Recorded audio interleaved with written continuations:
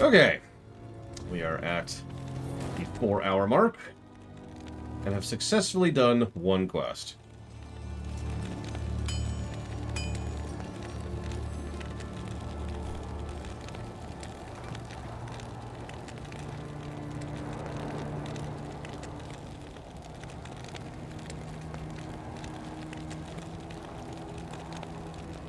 That's true, we did it twice. And we might be done sometime next year. In all honesty, this game won't take us that long. It's just there's a lot of stuff to front roll. So, like, we'll finish it next week. We're not going to finish it today. Not in 4 hours. I mean, I could beat this game in 4 hours and be done with the review, but I'm not in a rush. D3 is next, Rob.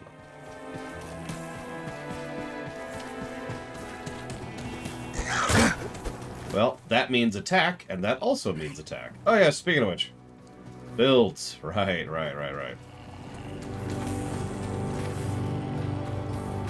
So you all wanted me to be a shapeshifter. This is funny, because that is by far the most boring of the druid builds, but we'll go ahead and do it. Yes, we have to play one of the best games ever made again, Rami. It'll probably top the list, too.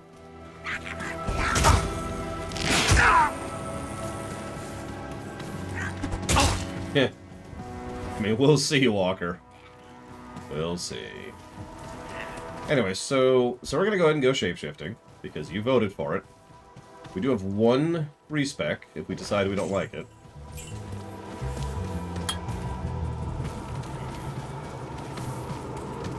I mean, that is something that is a real threat. Okay, so, lycanthropy. Improves duration and life when in werewolf or vampire. Duration 20 seconds, life 20%. Nice big boost. Not as big a boost for the second one.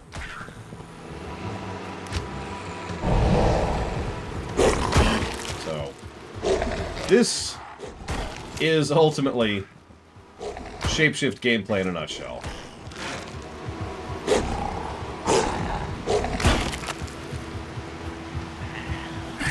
Hopefully Ojunix isn't donating right now, because he knows how terrible of an idea that would be.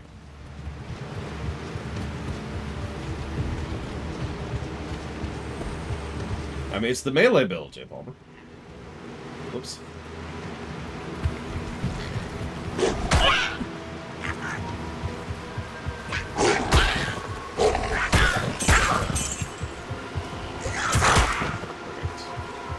Well, thank you very quickly then, Ojunix. I'm just glad the bot's working again. I mean, I had to rely on Mr. Red. That was terrible. God. So let's gotta pause the stream again for a second.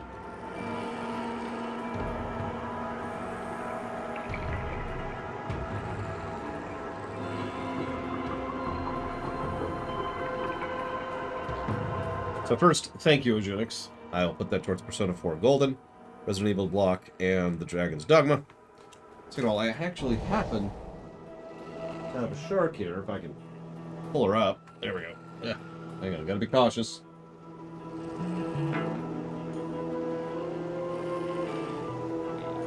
Yeah.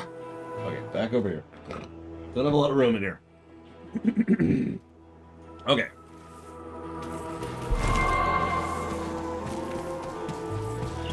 No, blue is, ironically, just a blue shark.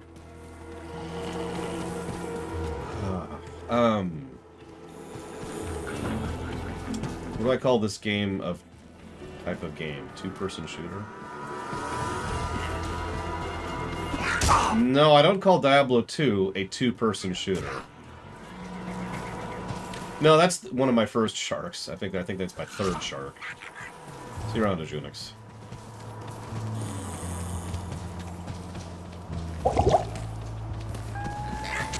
Congrats, Zoctaft. I hope you like it.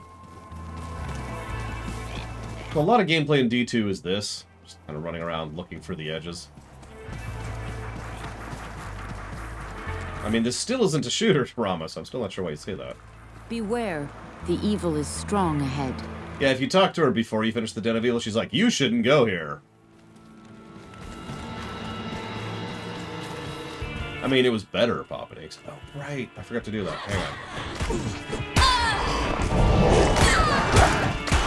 Let's kill some people really quick here. That's a boss.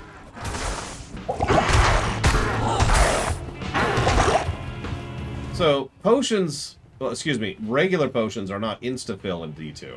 This is a new mechanic. It's actually a mechanic I rather like, because what happens, and you can see it in the lower left there if you're paying attention, is, like, there's the amount of healing that I'm currently slowly going through. But as I'm hit, rather than the damage happening to my health, the damage happens to my healing.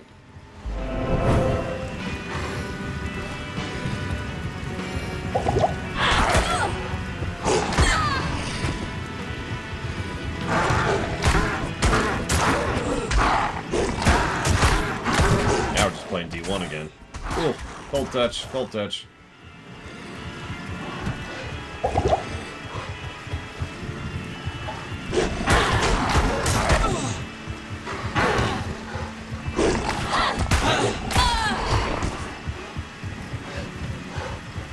Well, if you're healed instantly, then you're at full health. If you're healed gradually, then it takes time. I don't understand your statement, J-Ball. Oh, Jesus.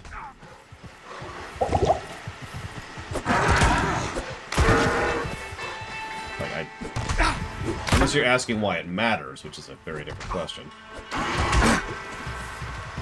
Oh, I have no idea, Zachdef. I've never actually thought about it, believe it or not.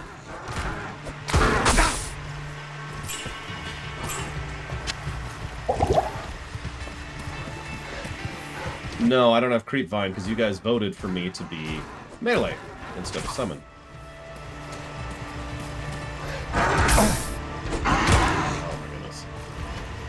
This guy. Whew. We are uniquely not suited to this guy.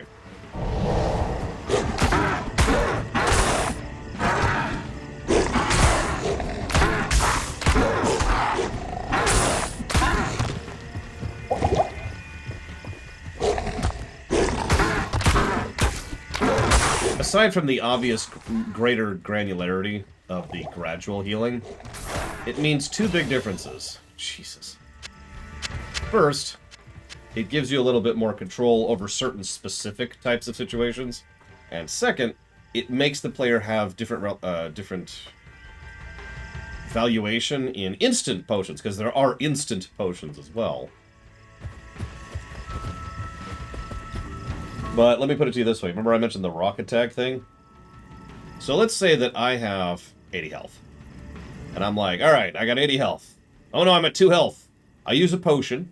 I am now technically at 88 health. But then they hit me for 90. I'm saying that wrong. I got my numbers wrong. But you get the idea. Sometimes they can just push right through that so quickly that it's not worthwhile. But the rejuve potions are instant. Yes, that's why I mentioned that. Anyways, so none of that matters. What really matters is this button right here. These are not fast travel. However, they are still good. This actually has a term. It's called a waypoint system. Some of you who've ever played World of Warcraft might know this as a flight path system, but it's the same concept. A waypoint system is a system in a game in which you have different waypoints which you functionally instantly travel and transfer between. Waypoint systems are good. They're not as good as fast travel. Nothing's as good as fast travel. But they're still good. They're still positive.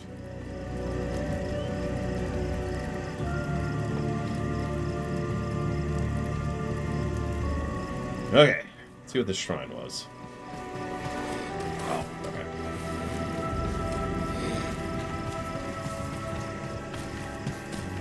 I suppose we should spend some skills too. God, I can't talk. I suppose we should also talk about multiplayer. This is a weird one, because what I'm thinking is that this is probably 2 pluses to multiplayer and 1 negative. I haven't decided on that yet 100%. But that is something that needs to be decided.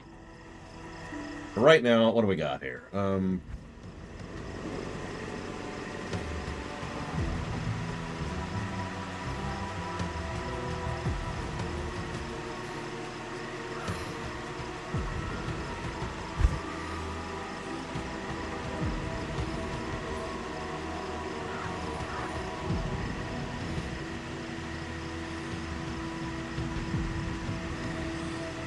No, Papaneeks. It's because joining a multiplayer game kind of sucks in D2. Give me a sec.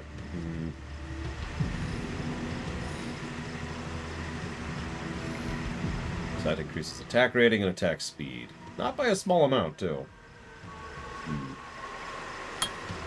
Alright, just do that. Should be boring. So, Pax and I, one of the reasons I was a little bit late coming back is Pax and I were doing multiplayer during the lunch break.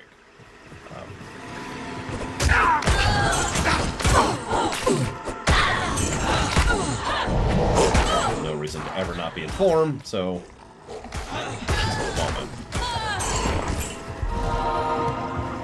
So... Oh, God. My brain will just not engage for some reason. Come on, brain, work! Work, brain!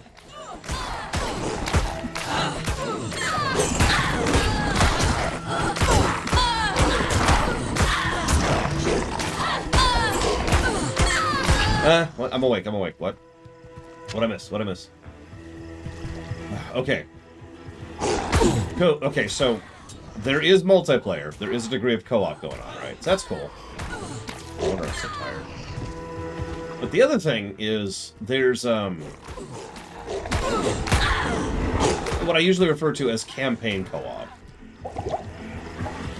So, in other words, I can play all of D2 with my friend. That's really what that boils down to. Now, the thing is, over the years, we've kind of gotten a little bit more granular about how we review co-op and multiplayer and stuff like that. Oh, no, you don't. I'm not sure if that actually... Hey, he's immune to fire. A fire sorceress would already be screwed here. There's also PvP, which obviously we don't consider as even existing, and it's gone. Alright, so now that PvP is permanently gone, all we have left to talk about is co-op. So, in all honesty, we have consistently not reviewed PvP on this show. I think we're just going to start making that a thing. We're just going to not acknowledge it. We're just going to pretend it's not a thing. It's such a thing, right? Like, if it's PvP in a game like Team Fortress 2 or Quake 3, then yeah, sure, we'll review the PvP. But even then, it's like PvP is a hard thing to review. In D2, yes, absolutely, Crazy Enforce. Because there's this whole thing, you'll hit this button up here and say, I want to go hostile to this person, and then they have to also agree to go hostile with you, and then you kill each other. Weirdly enough, lots of people liked PvP in D2. In fact, it was so commonly perceived as a thing that it was weird, and a lot of people complained when there was no PvP at all in D3. They patched that in later on.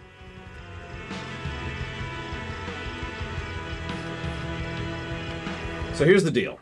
I think we're going to be granular about this. We're going to give 2 positives to co-op. Because there's co-op at all, and then there's co-op that's actually worth a damn, which is campaign co-op. It's like Disco Inferno, for example. Disco Inferno is 2 positives. However, there is a caveat here, because there's, I don't know, 50 problems with that, but 2 really big ones. First of all, joining a PvP game kinda sucks. For example, let's say that right now, Pax was to hop on and say and try to join me. Well, that's actually impossible. He cannot do it. So, that's problem number 1. The game just does not properly support PvP, even though I am in online mode. I am an online character, but he cannot join me right now. In order for him to join me, I have to back out, go to the lobby creation screen, create a completely separate match, then hop in, and at that point he would be capable of joining me. So that's already an extra series of bundles which doesn't... hurdles, which don't really need to be there. Problem number 2. There is actually a way to hot join friends. That is definitely something that was patched in, which is why this is not multiple negatives. Now, looking at the screen right now, someone tell me, where is the invite friend to game button?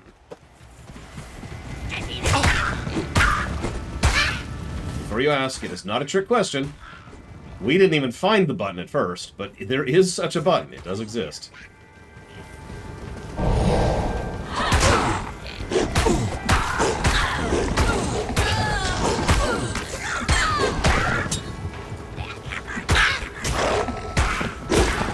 I'm gonna give it away right now. It's not here.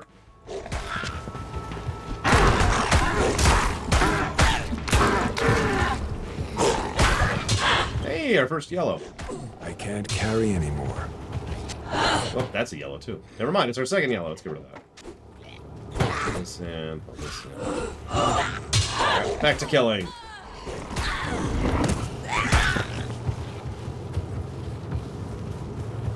So, you ready for this? Because this is hysterical. So it's kind of a trick question. Because there is a button, but you can't see it right now. It's right there. It's this one, right here. Boop. This is where you do it. So you can invite friends.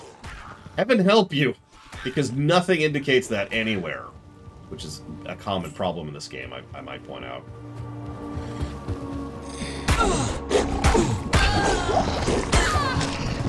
So that's problem number 2. Problem number 3. How many of you have ever played D2 co-op with a friend and spent time quest juggling? I'll go ahead and raise my hand on this one. I'm overburdened.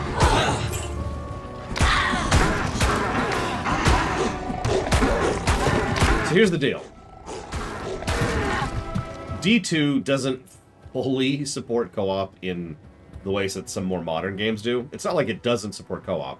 But quest juggling is the biggest aggravation. Like, drops drop for everyone, so it's rife for, you know, stealing and looting, all that fun stuff. And it kind of changes how loot generation even works, which I'm not even really covered right now. And there's the fact that there's latency possibilities, and there's all sorts of other stuff, but none of that really matters. None of that really matters, because what matters most is this menu right here. So what you do is you make a brand new character with your friend who has made a brand new character, and the two of you group up immediately. And from that moment, you're quest synced.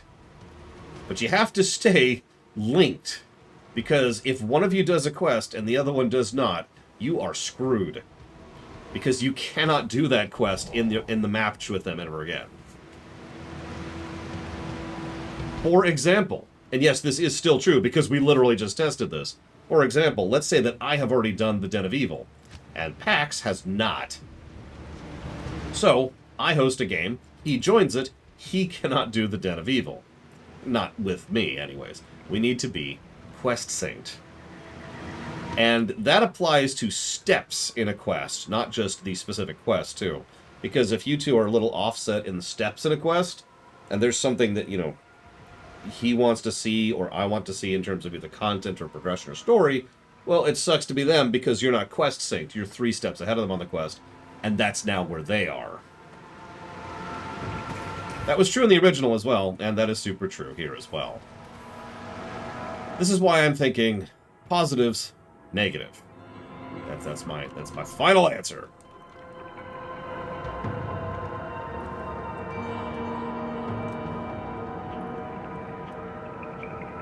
Hello, your boat, my boat. I don't have a boat.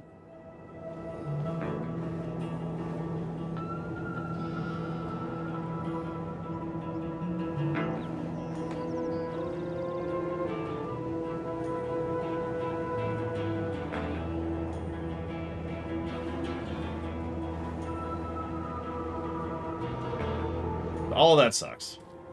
These are optional dungeons. These dungeons are the dungeons I never do. And in fact, this is the only one I'm going to do for the sake of this particular review. These are exactly what they sound like. There is no real reason to go in here other than a little bit of extra loot and a little bit of extra experience. There's no quests, there's no progress, there's no nothing. It's, here's another dungeon. And now that we've explained what that is, we're going to leave. Of course, Disco. Are they fun? Anyways, rather than answer that question, I'm going to completely pretend that Mr. Red never said anything.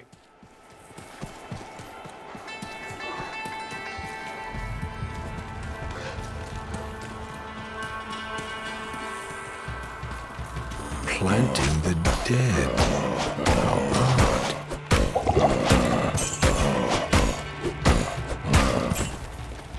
Oh, I don't know, Black Malkin. Anything else? Yeah, it's those dungeons are so amazing. I don't know. I know that I'm the outlier here, Black Malkin, but I don't see any purpose in doing a random dungeon for no reason, you know? I play these games to do quests, you know? I play these games to do quests and see story and progress through content. Not to do some random dungeon for literally no reason other than there happens to be monsters in there. Yeah, that's the optional grind area. Not a negative. But it's there to have optional grind areas. I am overburdened. Not a big fan.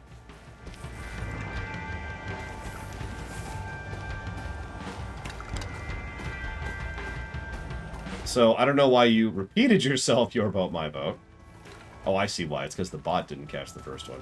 But either way, I'll go and answer you right now. No. I don't do ruminations anymore. I haven't done ruminations in several years, actually, at this point. However, there is actually plans to do a stream of Fallout New Vegas at some unknown point in the future. I don't know when exactly that's going to be completely honest with you. I can't predict such a thing. Well, that looks sharp. Look at that. I like that. But that is absolutely going to be a thing. It's going to be part of what we call the BRPG block. We'll be playing through Morrowind, Skyrim, Fallout 3, and Fallout New Vegas in order. Hello. Hopefully it'll be worth a damn. It might not be.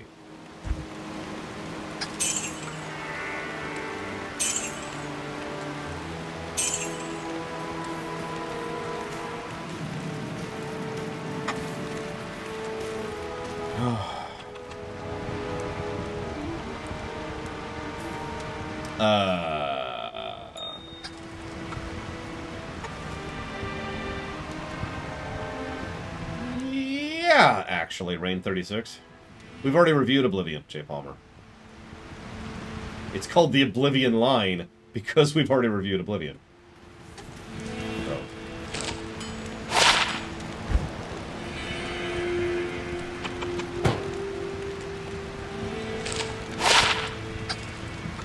That's probably better than what we got.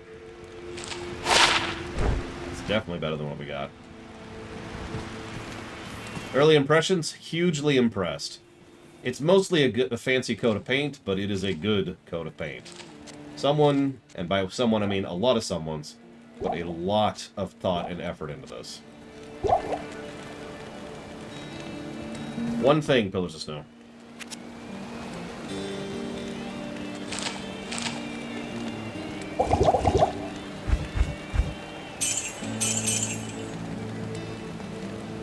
Yeah, Oblivion's my favorite, too.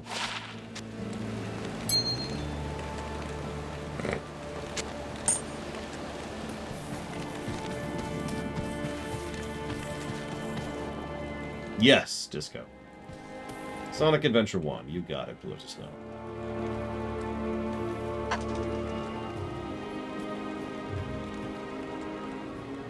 If I could type Sonic... God, I mean, I know why I'm so tired. But whatever. Hey, how's her money? So, let's talk about recalling. So these are the first purchases I make in this game. We're gonna go ahead and make both of those purchases. Oh, no, we're not. Actually, we're not gonna make those purchases. Each of these can hold X amount, 20 of these. Oh yeah, that's another early mod I would get. I would make it so these can hold like 200. You know, stuff like that. Anyways, so yeah, you can grab these. I don't think I'm actually going to grab a Tome of Identify for reasons that'll become self-apparent fairly soon. Oh yeah, and also, you can just play like this if you really want to. So that's cool too. Okay.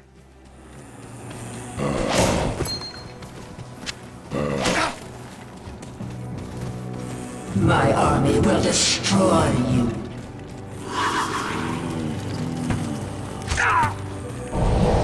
So that was Savacom.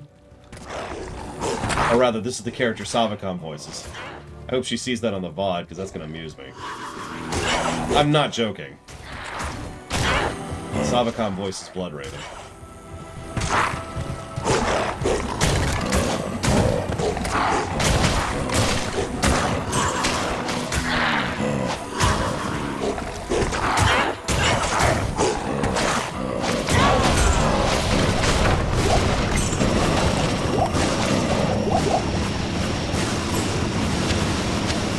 Your time is past, Blood Raven.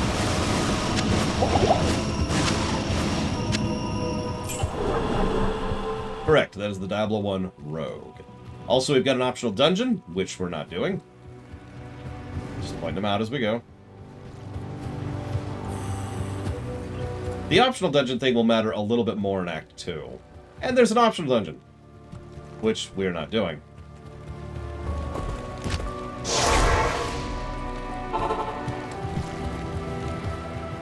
Good day.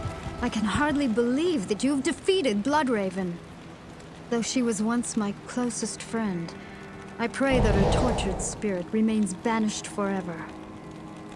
You have earned my respect, stranger, and the allegiance of the rogues. I have placed several of my best warriors at your disposal. So now we have access to mercenaries. Mercenaries is exactly what it sounds like. It's a minion hench hiring system. There's how much they cost. There's their name. There's their level. Here's their abilities. They vary. There are ones from each act. They all have their own different uses and strategies, and they all suck compared to the Act 2 mercenaries. Thank you, Dark Day. As always. And if you know what you want to put those towards, please let me know.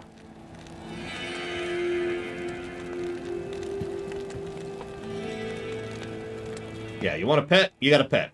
I already said this earlier, but to reiterate, we're going to try and keep Eliza here as alive as long as possible. We'll see how long that lasts. So what happens if it dies?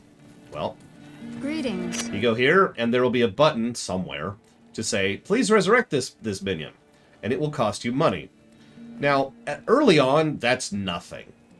By the time you start to get into the high-end stuff, resurrecting minions costs a lot of gold. Like, tens of thousands of gold. So, that's a thing. It is clear that we are facing an evil difficult to comprehend, let alone combat. There is only one Haradrim sage, schooled in the most arcane history and lore, who could advise us. His name is Deckard Cain. You must go to Tristram and find him, my friend. I pray that he still lives. Okay, yeah, sure. We can find Cain. That sounds cool. We have to go through the underground passage to the Dark Wood, search for the Tree of Inifis, and recover the scroll. You got it, Dark Day. Give me 1 second. So, StarCraft block and Dragon Quest 11. Done.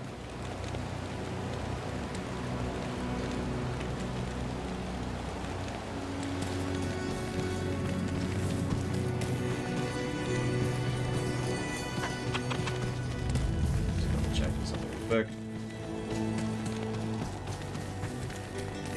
Why he still lives? Yeah, sure. Well, you see.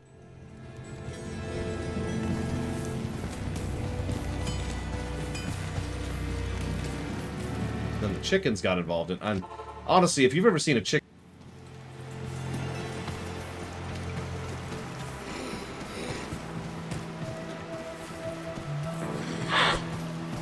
deal with all the different hot dogs. I don't know if you knew this, but chickens are really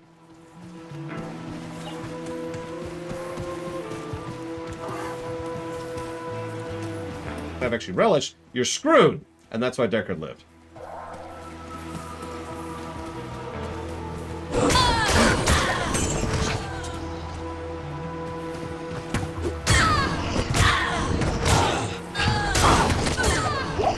So now that we've noticed that our overall damage output has just gone up substantially, that's because we've put on some gear.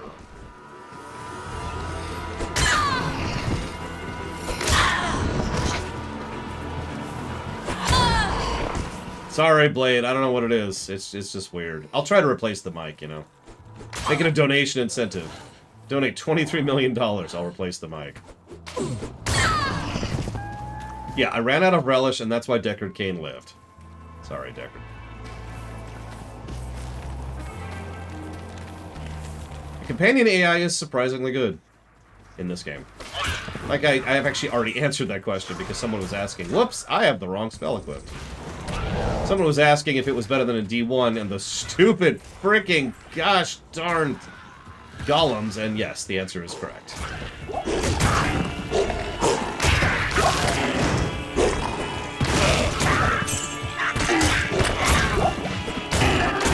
Oh, we got Kazra. Kazra, whatever.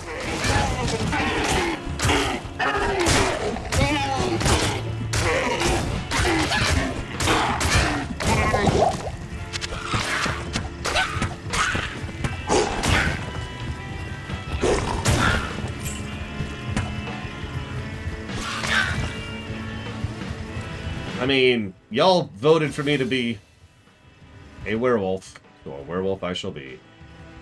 We're sitting on our stats for the exact same reason we sit on them in D1.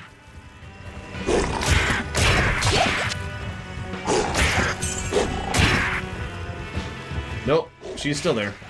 Doing her thing. There's an optional dungeon. Oh, never mind, that's not an optional dungeon. We got a really lucky thing. Check this out. There's the underground passage, and here's the cairn. Okay, so I mentioned this earlier kind of as an aside and not really joking. One of the worst possible suffixes an enemy can have is something called lightning enchanted.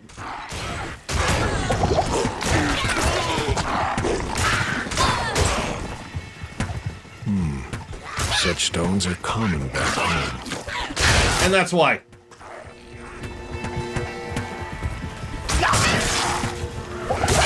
Oh, Jesus. She's gonna kill us. She's gonna kill us.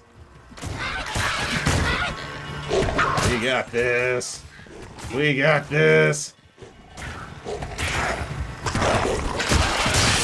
Oh, Jesus. Oh, Jesus. Get out, get out, get out, get out. That's what you voted for, Trihexia. And I am, as ever, your dancing monkey. By the way, Eliza's dead.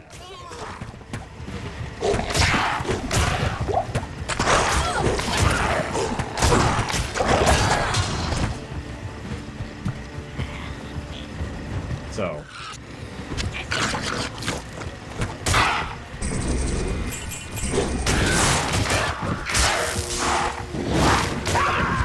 Probably a beta weekend, Braden.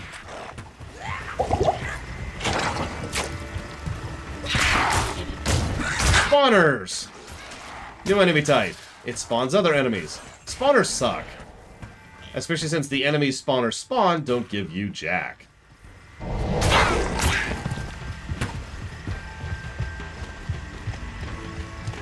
Armor indicator in the upper right. And as you can see, even though it's at 0 durability, it's still at least there because it doesn't destroy it, so that's cool.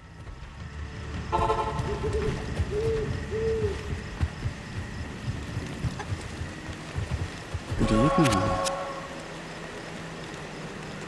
I mean, I can blame you, Black Malkin. Nobody actually said, here is the build I want you to do as a shapeshifter. And I was like, oh, okay. I was just like, shapeshifter. And you were like, you got it. And then, so I didn't want to say this, but during the lunch break, Black Malkin broke into my apartment and wielded a werewolf in my face. It was like, if you don't go full werewolf and nothing else, then you're dead. And I was like, oh, okay. Well, I guess since I literally have no choice on the matter, I suppose I will do that. That's several. Jeez Louise.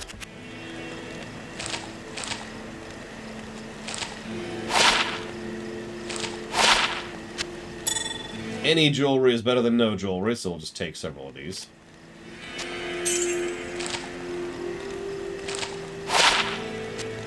It's in this way now. Literally better than nothing. Oh yeah, there's a comparison thing now too, by the way. So tooltip game continues to be strong. Not the best, just strong.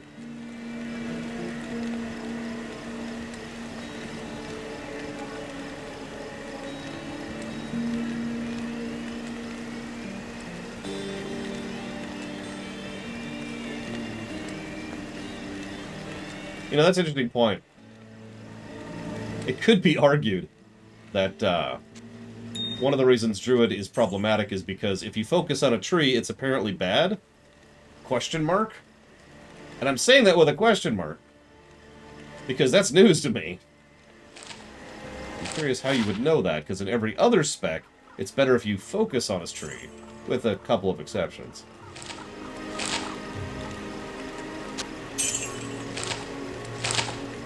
Oh, I already did that. Okay, whatever.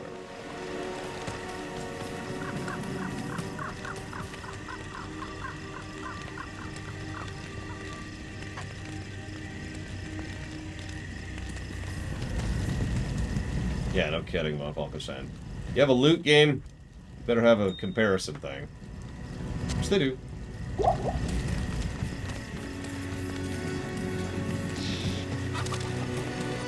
Again, I've seen better, but it's there at least. No. Nope. There we go. Shift R. Shift R.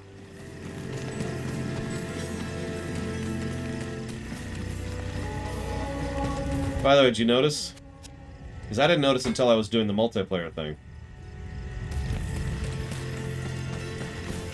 They actually have gear. Like, actual gear is shown. Instead of just the tier sets that I talked about. Just point it out. Anyways, okay, so I don't know how in-depth that is. I noticed it when doing multiplayer, because there were a bunch of randos in the lobby. Okay, so Loner wants me to do 20 Wolf, 20 Lycanthropy. Why 20 Lycanthropy? Feral Rage 20. God, that's hard to read. Feral Rage 20. Okay, so already you failed. I'm not going to get level 60 in this game. Like, so if I was to do that literally, I'd be like, alright, and we'd get about halfway through Lycanthropy, and then we'd beat the game, because we're done, because we're level 30. Looks like you only get rabies once. That's interesting.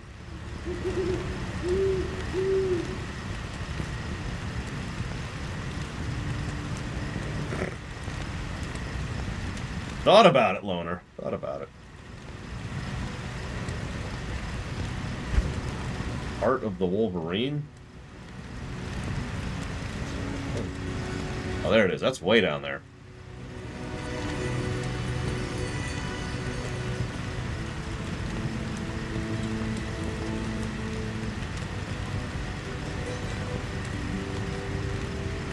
Summon Grizzly? I'm probably never getting that. No. No, I think they just make something and someone else comes along and identifies it, Disco. Well, whatever. So, obviously we can't go further down shapeshifting until several levels from now. So I suppose we'll take Raven, because someone asked for me to take Raven. So Raven shall be.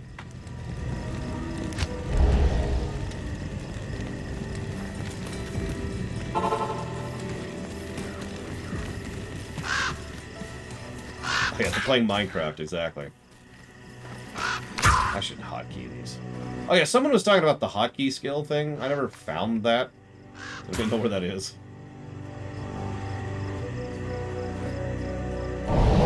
Oh, it's this thing, isn't it? Oh, that's wild. Never mind, I found it! I used my brain meats.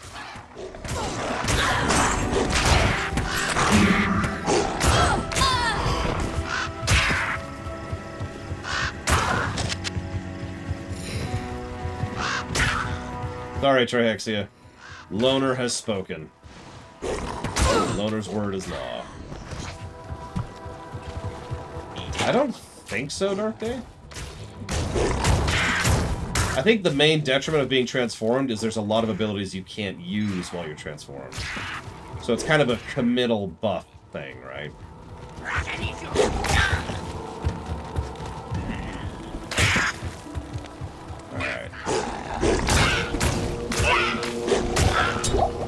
Alright, we killed Arcanishu.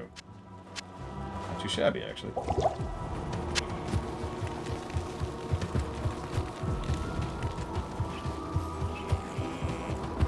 So now that we got a very lucky stony field. That's might be the luckiest stony fields I've ever seen. That was crazy good.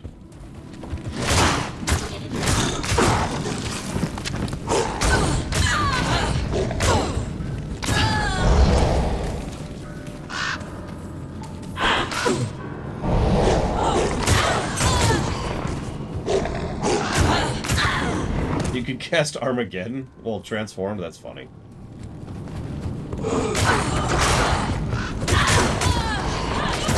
No, actually, I cannot, Loner.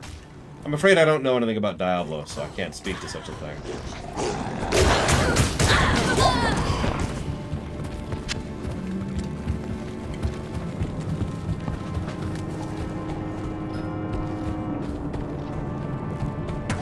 Well, aside from the obvious one. We are level 6.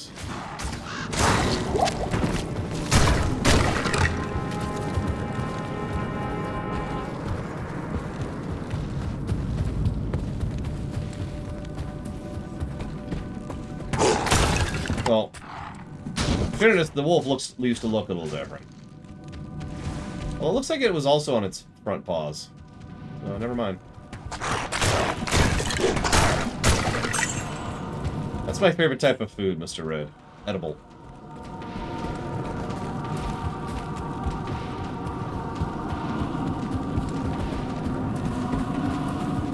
That's a whole lot of... Nope, nope, nope.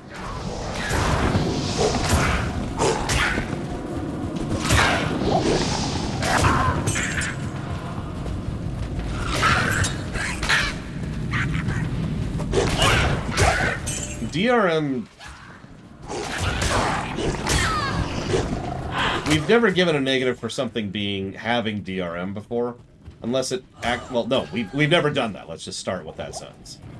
Hypothetically, I could think of several cases where having DRM would be a negative to gameplay.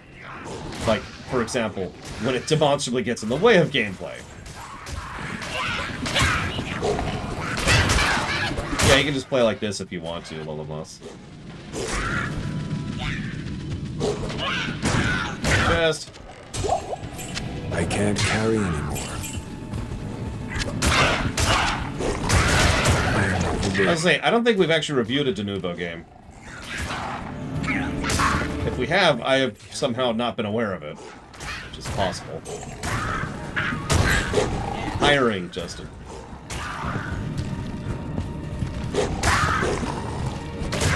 Thank you for asking. I'll pick up the key while we're at it. There's a dumb mechanic in this game. Bees.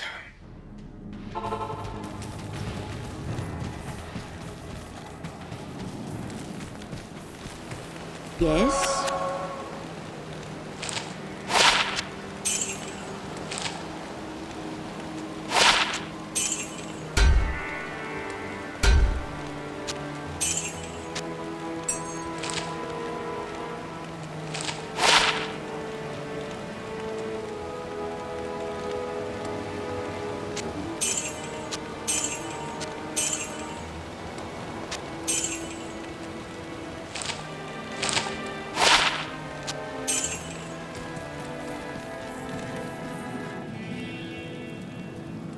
I actually do not have Assassin's Creed 2.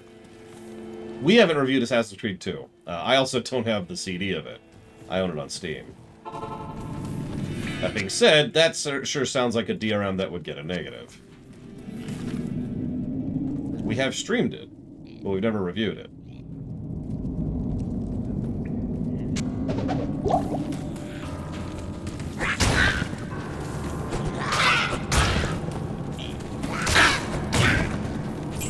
Well, I was kind of hoping to get some gear to answer that very question, Black Malkin, but unfortunately I'm not sure. Because I haven't found any good gear yet. I'm getting there, I swear! I can't control the loot drops. Yeah, it was on Steam, Loner. Which, of course, is DRM. But Steam is as probably... Oh my god! Oh my god! Ah, we're dead! Wow! I couldn't even move there! Okay. We just lost hardcore mode. This is... alright. To shreds, you say.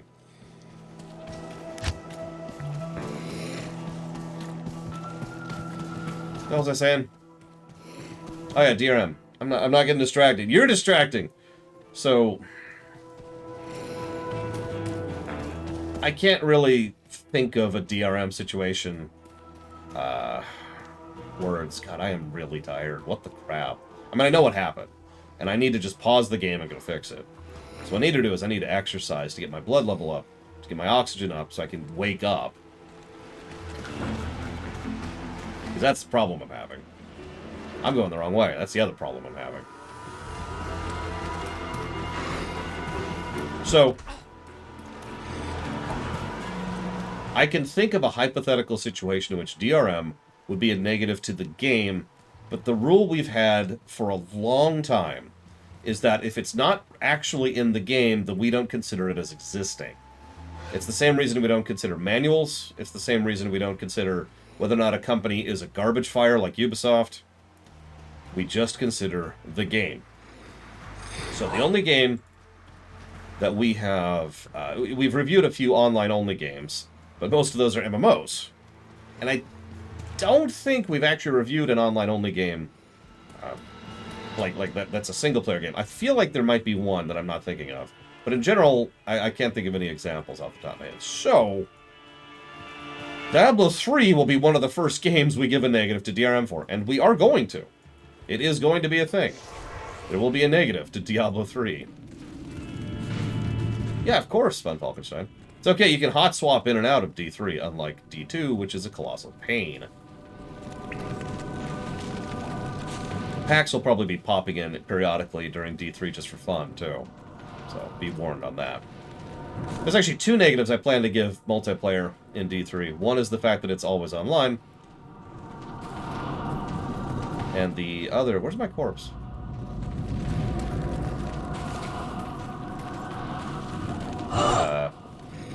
The other is for the limited party size.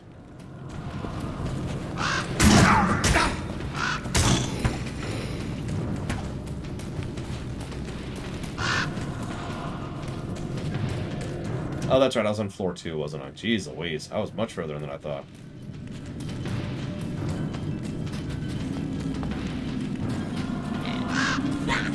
Hey, there I am. Alright, so we gotta be nice. Oh, jeez, I'm not here, I'm not here. Okay, we're good, run! Run, run, run, run! Oh god, I'm... okay. Go, Raven, who is superior to the vines in every way. What class am I running in D3? Yes. D3, by uniqueness of its construction, will allow us to play as every class without really bogging anything down. Unlike D2, where the only way to do that would just be to play through the whole game several times, which isn't really feasible.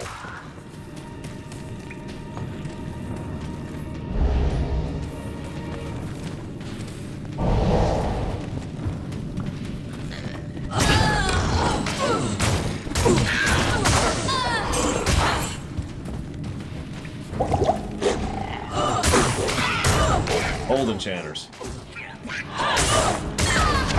I am overburdened. I suppose if you want to get really technical and lawyery, you could argue that it's feasible.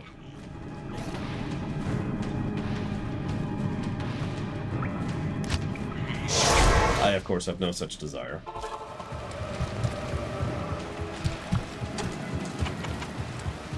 Good day.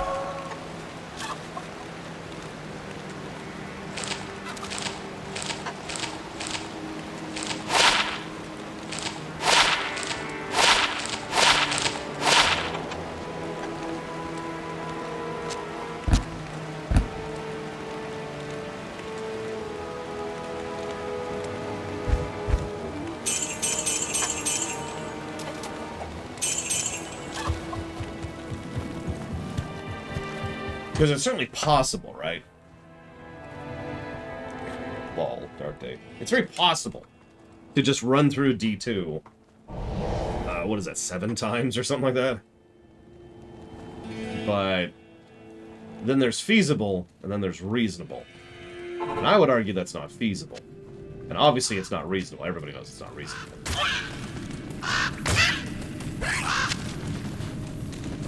And the worst part is, unlike some other games I could mention, I can't even just smash through the game super duper quick if that's the route I wanted to go with it.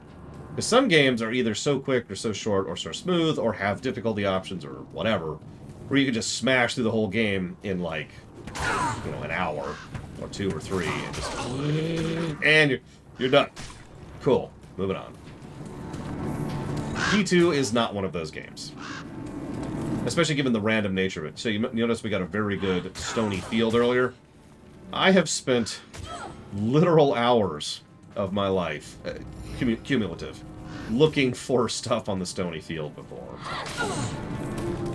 Hell, we didn't even find the path to the Dark Woods, which I probably should have done first, but whatever.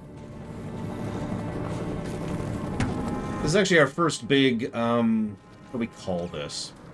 Time waster portions of Diablo 2. Now, if it's not obvious by the HUD and by the spread, and the fact that I spent 4 hours gushing about a game that I was barely playing, I like D2. But D2 has this really bad habit of being like, alright, hold up. Before you keep playing me, go do this time-wasting bullcrap for several hours. Which may or may not take a long period of time. It depends a lot on, RNG. So,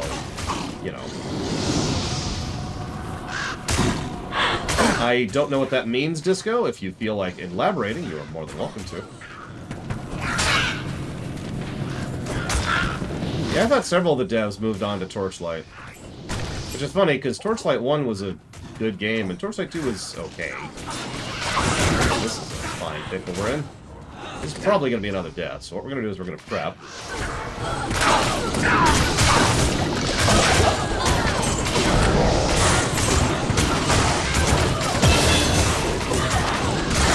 Sure, Black Vulcan. I agree with everything you say.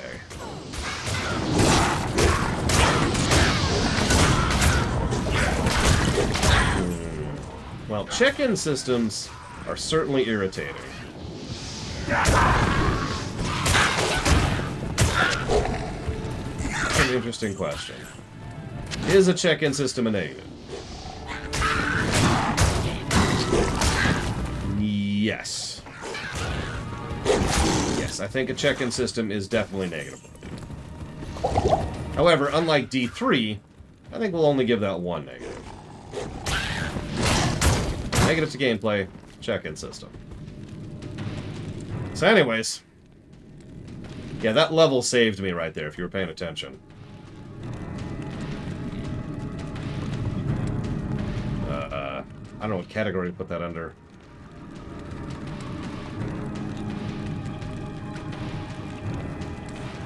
That's actually a good question. What category do I put that under? Hang on. We don't have a DRM category. It's never come up before.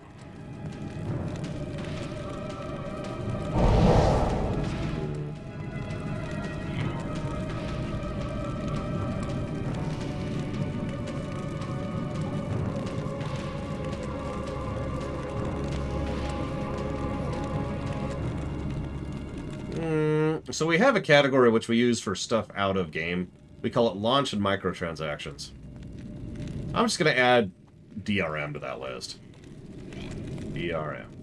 Because, again, this is not something that we're going to run into overly often. So, negative to DRM.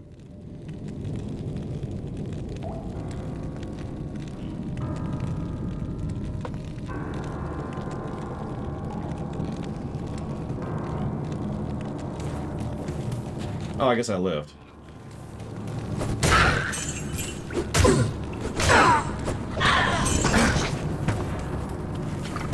I should probably go back and refill and recoup rather than just running through here like an idiot.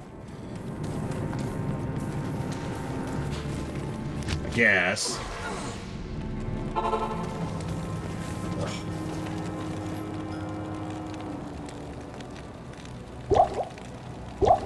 I do not count Steam as DRM, functionally. Hello. Because, first and most importantly, God, that's a rabbit hole to go down that I honestly don't want to. All that would functionally mean all that would practically mean is every game we've ever reviewed on the PC now gets an automatic negative for the fact that it's on Steam. And that's all that would mean. That's it. Okay, but not doing that. So, I'm not doing that. We good. Now, if you'll excuse me, I'm going to do some very quick stretches and exercises. Oh, do I have that set up on this screen? I mean, GOG is better than Steam for some perspectives. I'm not going to argue that, Loner.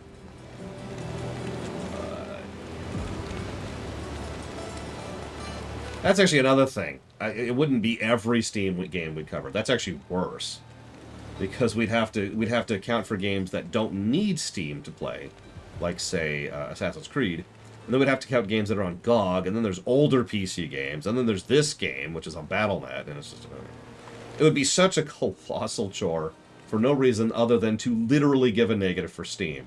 So, no, we're not doing that. We're absolutely not doing that. Moment. Here we go. We're gonna go do some stretches.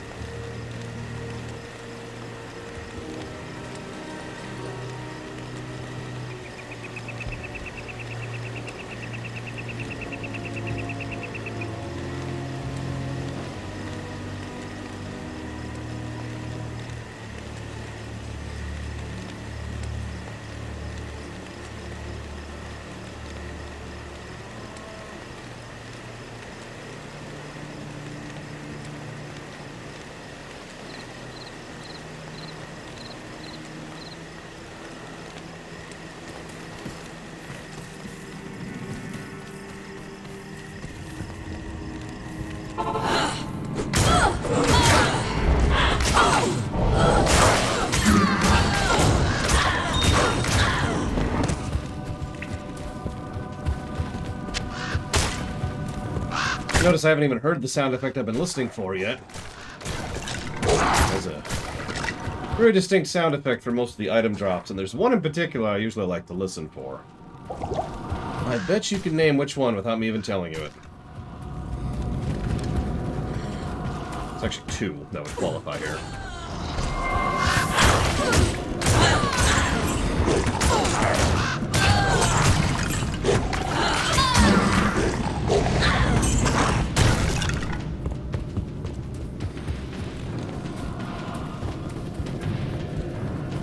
Wow, this is...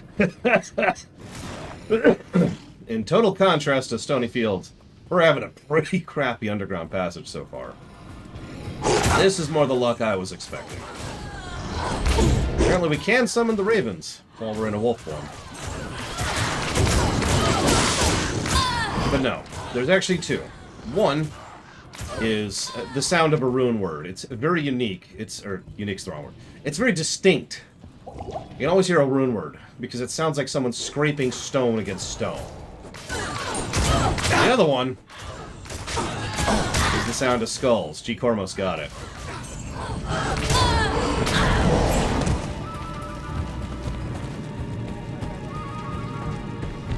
I'm always listening for those two. Hey, Darkwood. Now this can go randomly too. So we'll see how this goes here. Because if you just follow the woods in the dark woods, that'll lead you to where you need to go, but not necessarily what you're looking for. There's two things we want here before we move onwards. This looks like the way forwards. Yep, that's the Black Marsh.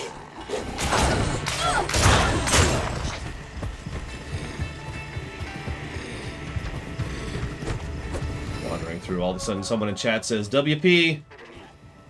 And everyone rushes to that player. Huh? Right? Finding the walls, finding the walls.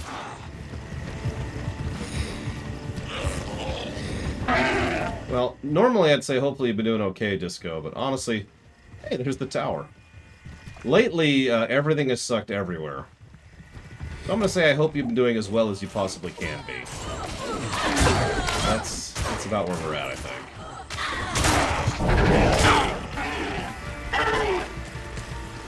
So when someone in chat shouts out WP, it means they've found the waypoint for a zone.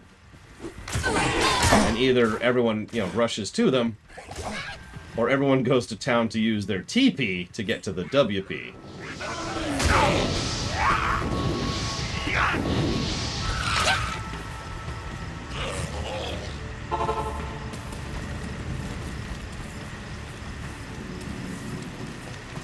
Good evening.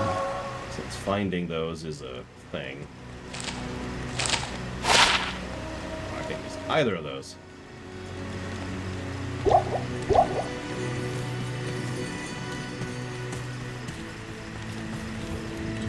Okay, so... God damn it, Loner. We haven't talked about belts yet. Let me just start with this. Let me just go ahead and be open about this. Diablo 2, especially for some builds / setups / the player doesn't necessarily know what they're doing, tends to lead to a little bit of, You ever see those hats?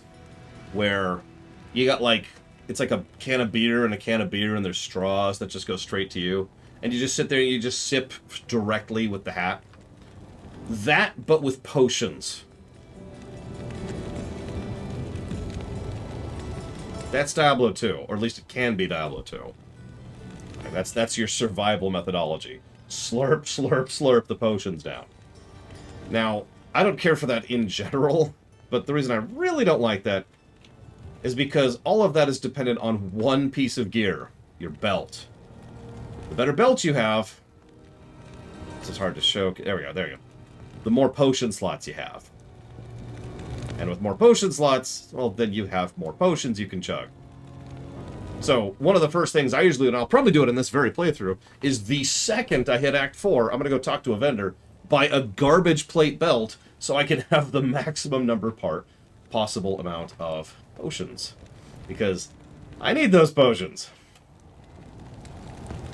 Now, you might think, how else would you do it? Diablo 3. I know that's the answer that keeps on giving. What do you want from me?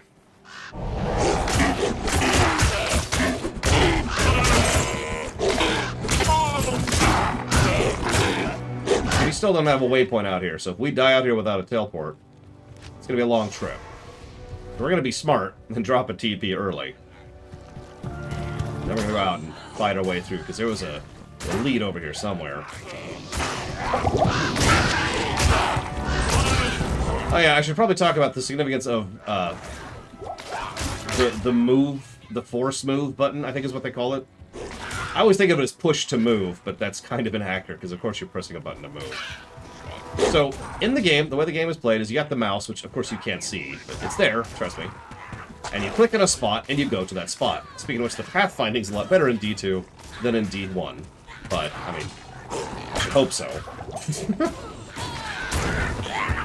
The reason I'm bringing all this up is sometimes you're having trouble moving because you are so surrounded by enemies. And if you click an enemy, or an item, then you go interact with that thing you're clicking. Obviously, right? Now, I don't know when they added this, but they added a button, and I know it's in this version, and this is the version of the game we're streaming. So there is the option to just do this. No more clicking. I'm not clicking the mouse at all. So the way it works here is pretty much exactly as described. I know you can't see the mouse, but I'm just holding down the button, which is V in my case. V for victory. Oh, there's the boss! Just hold down the button, and as long as you're holding it down, you move and force move, hence the term. No interacting with, no clicking, no looting, no attacking, just movement. And that's how you bypass that kind of thing. It's a surprisingly nice quality of life feature for a game like this one.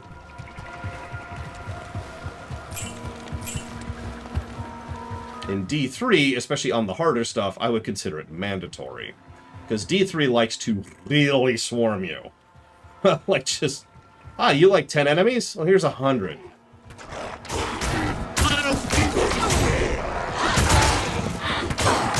You're welcome, Crazy Norse. Probably not Rama? Although if I could turn off the ability to receive bits, I would probably go ahead and do that, because bits are overcharged like crazy. I don't know when they did that, but it sucks.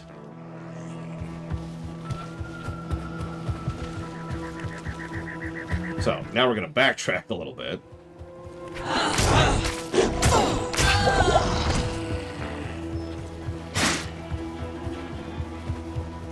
We're looking for a couple. There's the tree.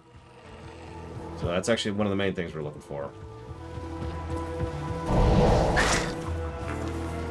Oh yeah, also, I swear your movement is a little more gradient when you're doing this, but whatever. Yep.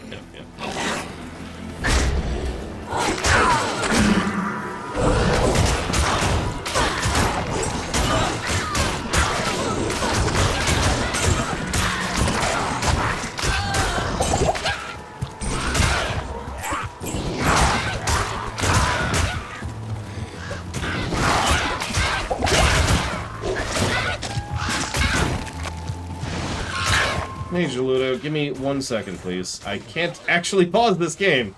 No, Mom, I can't pause the game. I'm playing Diablo. God. Alright, how many of you have actually had that argument with, you know, a parent or something like that?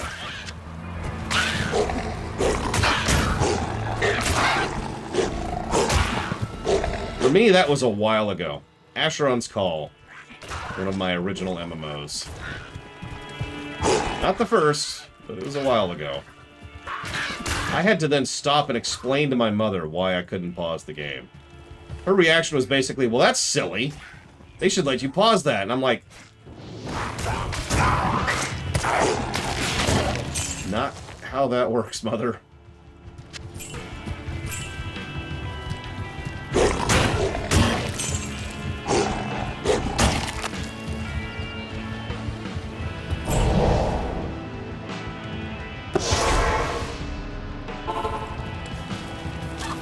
Thank you, Jaludo. I will put that towards Andor.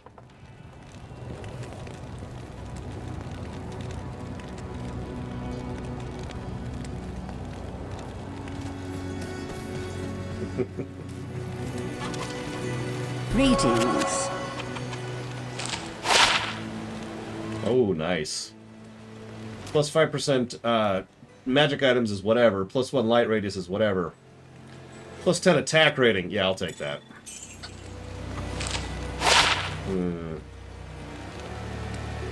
Yep. Oh, so we were talking about this. I don't actually know if Diablo 1 updates the stat values to reflect suffixes. Some people were suggesting it doesn't. I don't know. But I know D2 does, and I can demonstrate it. Because it's even highlighted in different colors. See how the defense is blue? That's because it's been augmented by the 14% enhanced defense. So you can actually see the stat, like the actual stat that's on the item, which is nice. We're going to go with that, for obvious reasons. Repairs 1 durability every 13 seconds. Lol.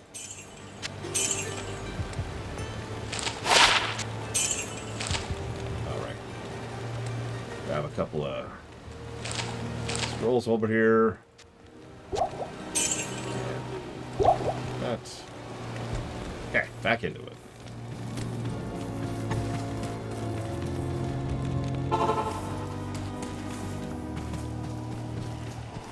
More than I'd like to admit to, Eternus. We'll talk about charms in a minute. I've been holding off on that. I'm trying not to talk about loot too much. I did a lot of front loading. Oh, hey. It's actually a pretty good spawn. So this boss, extra strong and extra fast. I have lost sorceresses and necros to this boss. And he's a pseudo-mandatory boss. Extra strong and extra fast is actually a pretty mean combo. It means exactly what it sounds like.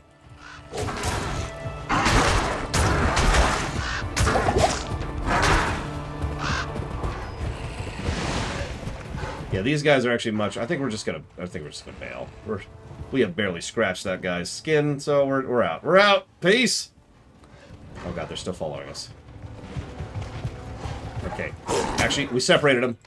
We even did it on purpose. That's even better. All right, here we go. We got this. We got this. We got this.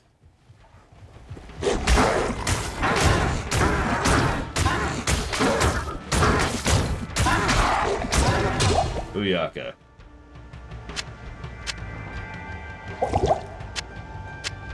There's also more gradients of potions. Whether that's a good or bad thing is probably a matter of opinion. But, and again, correct me if I'm wrong here, but D1 had, you know, light and then full. D2 has... God, I actually don't remember the full list. Several. D2 has several. That's how we're going to call that. Oh, excuse me.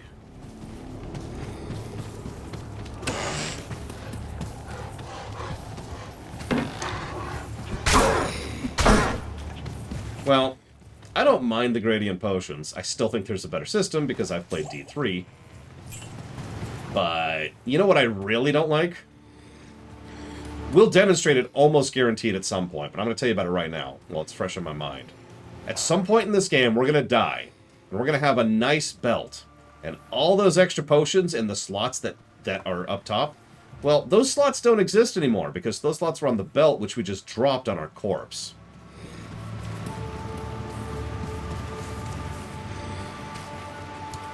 So...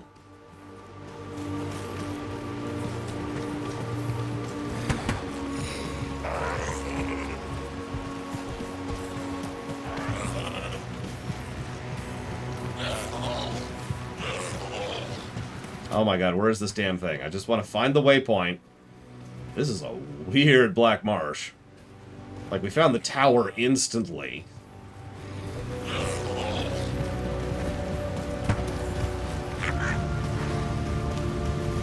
Nice lighting effects there. Yep, the potions get shoved into your inventory. And if there's an overfill, they just drop on the floor.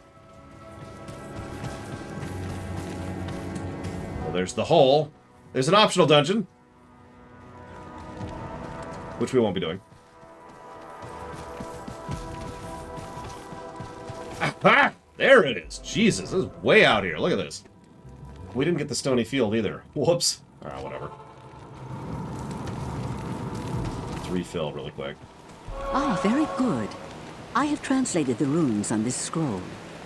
You must find the cairnstones and touch them in the order that I have written. No, I bet there's a couple people who've never played this game before. One or two of them. 3, 8, 17, I don't know. Oust yourself in chat if you've never played this game. We will definitely not heap scorn upon you because that's not my job.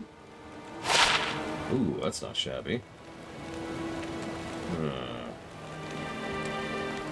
You know what? I think I'm going to go with that. This one's a nice undead sword, but that's a better sword in general. What are you talking about, Crazy Norse? I didn't see nothing. And neither did you.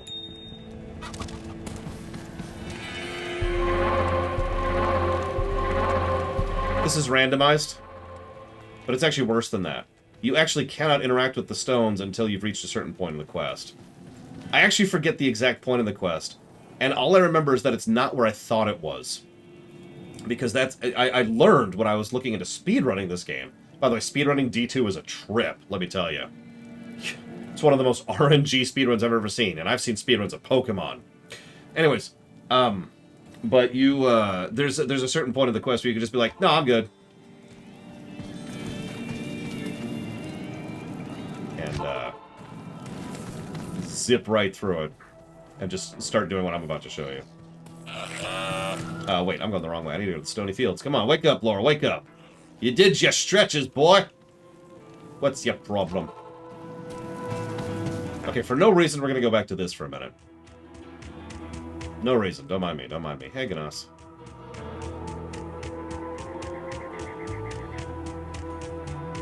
Oh, yeah. Wells also refill stamina. Just making them even more awesome. Hey, Epic. Whoa, shoot. I am, honestly, being totally blunt, I am still recovering. Allergies are still kicking my ass. I think I'm not sick anymore, but it's actually hard to tell. Okay, no, I want to see this. I want to see this moment in this. But anyway, so what you can do, Epic, is you can walk up here, and you see these stones, and then there's a mini-boss, Rakanishu, who was one of those super uniques we were talking about earlier. He's always lightning in chat, and he's always a dick. He's also supposed to be arguably one of the true wake-up call bosses of the game. One of, I'd say, 3. But anyways, first of 3. So, it depends on what category you're doing, Black Malkin. So let's see. Check thing. We can check the scroll. Okay, so it's that one, and then that one, and that one, and that one. Or we could randomly click these in any random order because there's no penalty for doing it in the wrong order. So we can just mash click here until we get the right order. Which is, of course, the correct way to do this quest. Oh, that's pretty. I like that. That's why I wanted to do it in the new mode. Ah, yes.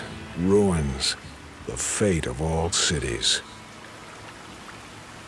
Jesus, Hakan. Getting a little into it there, buddy. Thank you, Epic. I'm actually Central, Dr. Winter, but I operate as if I'm Eastern Standard Time. So while it's 3:33 where I am, my schedule is on 4:33, if that makes sense.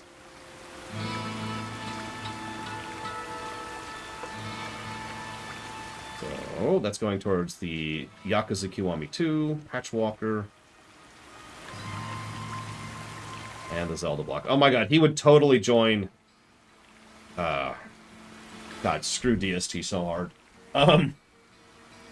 He would totally join Avalanche. So yeah, Tristram theme. That's cool. Cow's dead. F's in chat.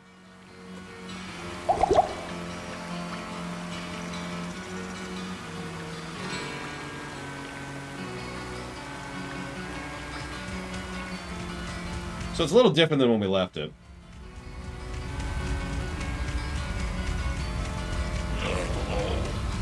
Little different.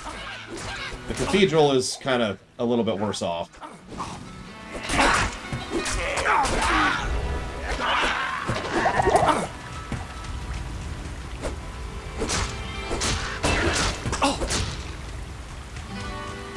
Now, I'm going to admit something that's going to make everyone in chat think I'm pure evil. Yeah, this is actually... I actually prefer this version of this song to the one in D1.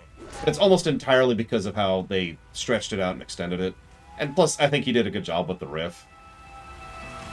My opinion. Not like the one in D1 was bad. I gave the Tristram theme in D1 its own completely separate positive. I don't think I need to explain myself there. But I do think this version is a superior version overall. Anyways. So. I just got a donation. Am I give this one a positive?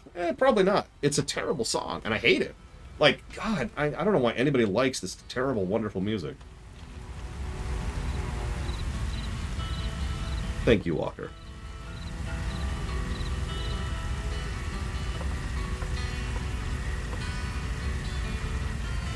So that's the Kingdom Hearts block, Tinykin, and FF7R1.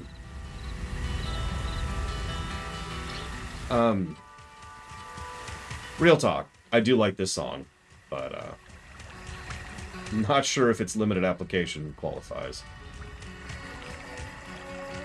So I kind of want to see what this looks like in the new graphics.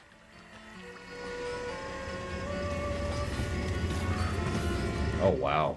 So there's Adria's hut, I think? No, that's not right. Wow, that is a lot of new detail. Holy crap. Look at that. Take your time, Walker. That's the whole point. Take your time. Look at that! Oh my god! That is impressive.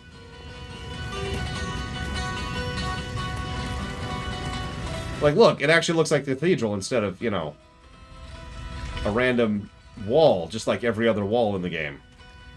Look at that! That's actually impressive. And they added little details so it's not just the wall on the outside, too. Like, there's a hole there, but it's being blocked. See? You can actually see the caravan from where people were trying to flee from Tristram.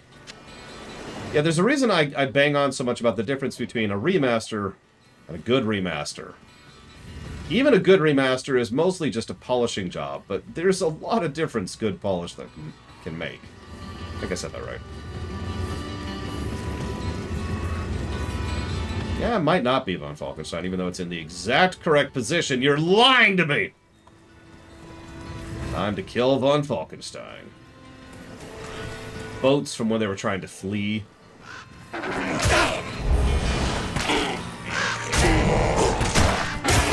So that's a boss who's gonna beat the snot out of me if I'm not careful. We're gonna back off. Oh, there's another one too. Yeah, exactly, Eternus. Oh, we also got a champion. This is interesting. This is 3 bosses in one spot, so we're gonna get the frack out of here. I was gonna say fleck, and then I realized that this isn't a fleck, this is a frack. Big difference. So yeah, alright, so now I'm gonna explain to you why I am a horribly evil person. And why my opinion is so crap that no one should ever listen to me, ever. Especially on the internet. Okay, you ready for this?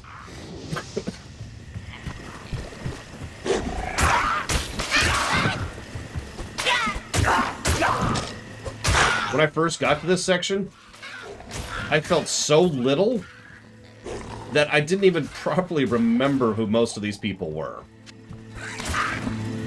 Remember, I wasn't really into D1. I played D1 with my friends.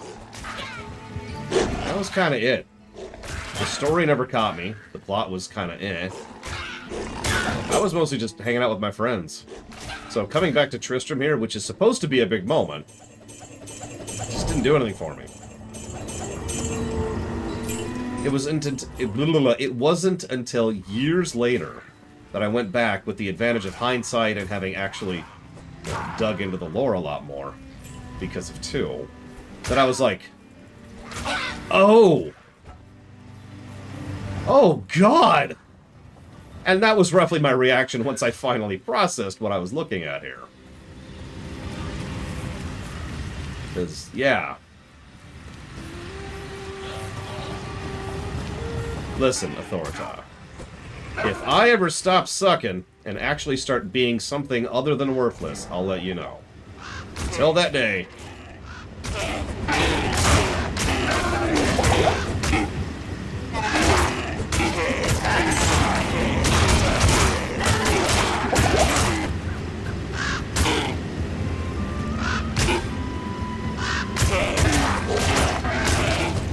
Jesus Christ. We're not even fighting Griswold yet. Poor Griswold. But, you know, I mean, obviously Griswold was a cool dude. He was a friendly guy, warm accent, sold us overpriced gear, you know, repaired our stuff. But even if you ignore his direct connection to us, if you remember the lore, Griswold was basically another hero. Like, he was another adventurer. And of course he's a badass. He's a frickin' smith. Of course he's a badass.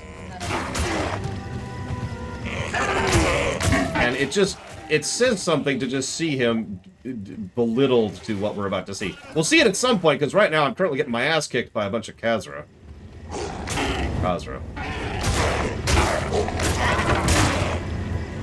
Yeah, not very many people survived the incident with Lazarus. Okay, we're down to just the boss. Jeez.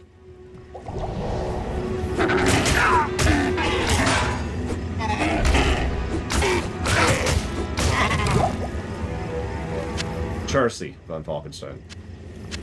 It's okay. I'm not good with names either, but you know, now that my brain's going. While we're here, we have access to Spirit Wolves and Oak Sage. Yes, Oak Sage. Still don't have access to anything down here. We could increase our attack rating or attack speed, but that's it. And that doesn't have any synergy bonuses. So we're still waiting until Feral Rage, which is all the way down at level 12. Which we won't hit until Act 2. Unless we get lucky. So what can we do? What can we do?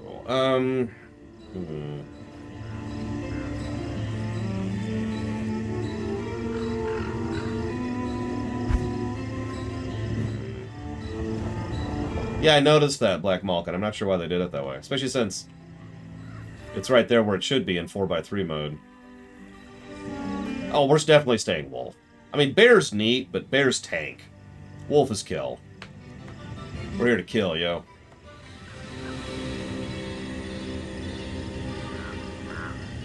Unless we change our mind, then we'll go Bear.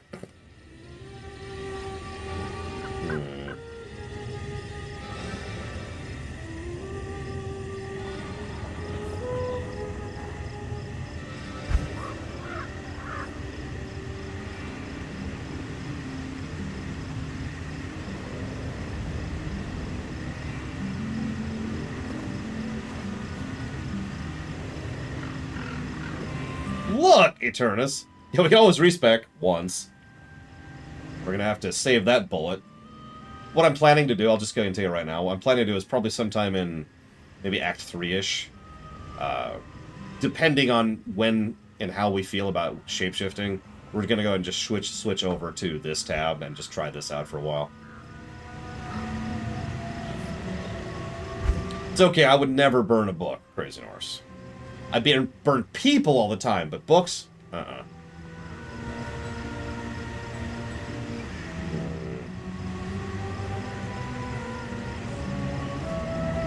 Yeah, we'll go and do that. Sorry, Eternus, we only get 2 specs. We're gonna go with the one that nobody cares about.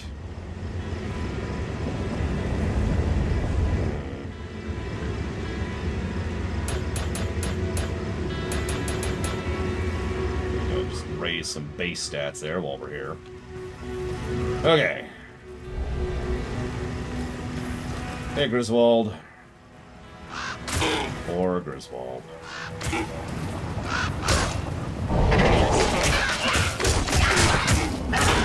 Absolutely, Zeiss, especially if it says Death Note on the cover. I saw that. I saw that. I saw that. You get to wait, Kane. Oh yeah, so this was actually brought up... Oh, Jesus. Oh, Jesus. This was brought up earlier. So, this entire quest is completely optional, as we mentioned earlier. If you decide not to rescue Cain, he shows up having rescued himself in Act 2. You might think, well, what's the point of rescuing them? Well, other than, you know, the quest and the experience and the loot and all that fun stuff. You know, other than the content. There's a very important reason to rescue him. He identifies stuff for free if you rescue him.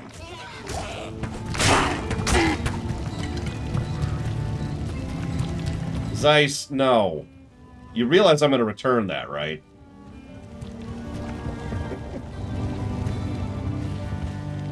Oh yeah, we also get the leg. So that's Wirt's leg. We'll come back to that.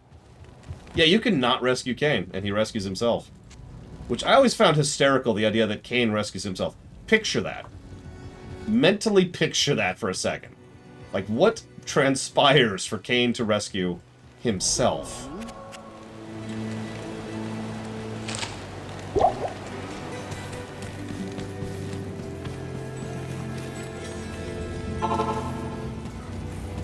It just talks him to sleep.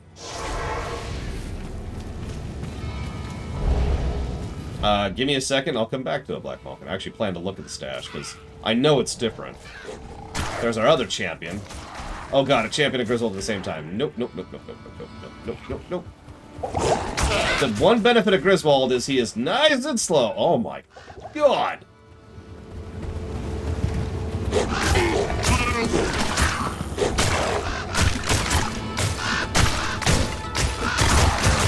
Back off, back off. So we got an amplify effect, so we're just gonna chill until that goes away. Well, you see, the reason they imprisoned him crazy...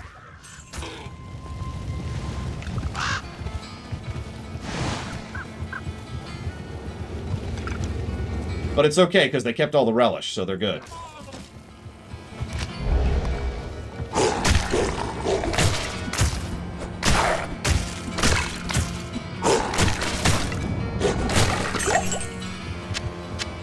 Okay. Nope. Just relish.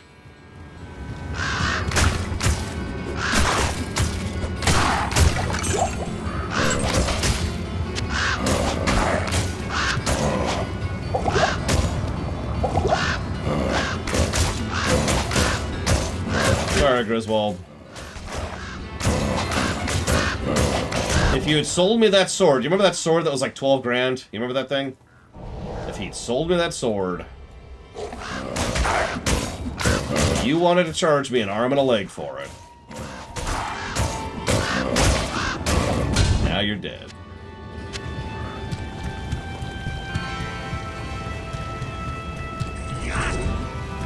Help! In a minute.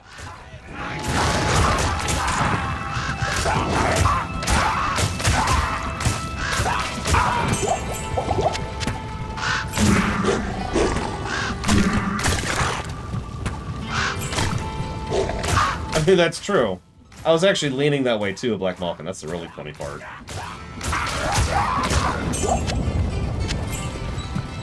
As I demonstrated in D1, I tend to prefer caster types in these types of games. D3 is one of the only exceptions to that, because I actually really like playing the melees there. But it's D3, so what do you want from me? Okay, so I think we swept.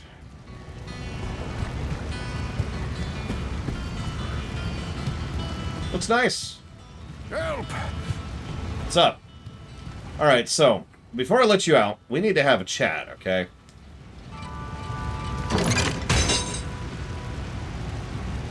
Deckard Cain, leave this place. So, how many of you have replayed a specific class so many times that you have the exact quote that you say to Cain here memorized? Bonus question. Which class says, Deckard Cain, if you value your life, leave here at once? Also, blood in the fountain in the middle of town. That's a nice touch there. What's funny is there's no brick here at all. Look at this. This is Tristram in the old version. And yeah. Anywho. Oops, no. We should still have one up, and we do.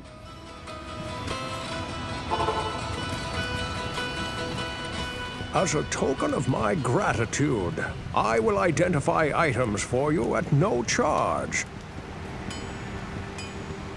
Regrettably, I could do nothing to prevent the disaster which devastated Tristram.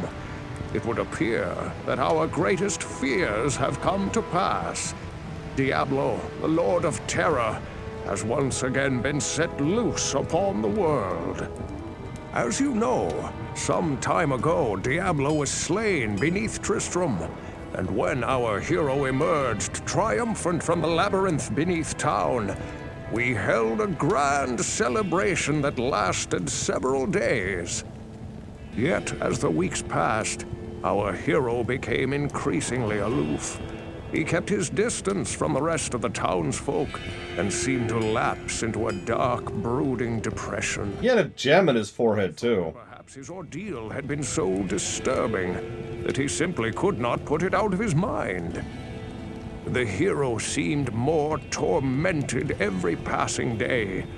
I remember he awoke many times, screaming in the night, always something about the East. One day he simply left, and shortly thereafter Tristram was attacked by legions of foul demons. Many were slain, and the demons left me to die in that cursed cage. I believe now that Tristram's hero was that dark wanderer who passed this way before the monastery fell. I fear even worse, my friend. I fear that Diablo has taken possession of the hero who sought to slay him. If true, Diablo will become more powerful than ever before. You must stop him, or all will be lost. Yeah, I guess. I got nothing else going on at the moment. So yeah, now, identifying items has just become a quick trip to town. We will never need an identify scroll ever again. Because we're just going to go to him, hit that button, hear that sound effect we've heard 1,000 times, and then go back to the portal. And that's going to be our life for a while. Now, Luneruth, beautiful and amazing, asks a fascinating question. He says, why would identifying an item unlock its power in universe? The answer is, of course, nothing. There's no logic or reason to that. But let's make up something. We're good at that. Let's do this. The idea in some settings, this doesn't apply in Diablo, but the idea is that if you know what it is, you know how to use it, right? So if you get a flask of liquid, and you're like, oh, so you don't know how to use this flask of liquid, but if you identify it, it's like, aha, it's a flask of ever-living fire. And you can just be like, so now you know how to use it. If you drink it, well, congratulations, you have ever-living fire in your gut. Definitely not using a real experience here. You have risked your life to rescue Cain. For that we thank you. You must seek his counsel immediately. Yeah. But anyways, that's the vague idea of how that could work in-universe. My chili is just that good, Disco. You will never stop burning from my chili. Really? You gave me a caster rate frickin' ring? That's... Get out of my inventory. Okay, so let's buy some scrolls while we're here. Alright. No, I bathe in lava, obviously. Good day. When I fled the monastery, I left behind the Herodric Malice, my enchanted smithing hammer. If you can retrieve it for me, I'll use its magic to strengthen your equipment. And never use that until you know what to use it on. We'll talk about that in a minute.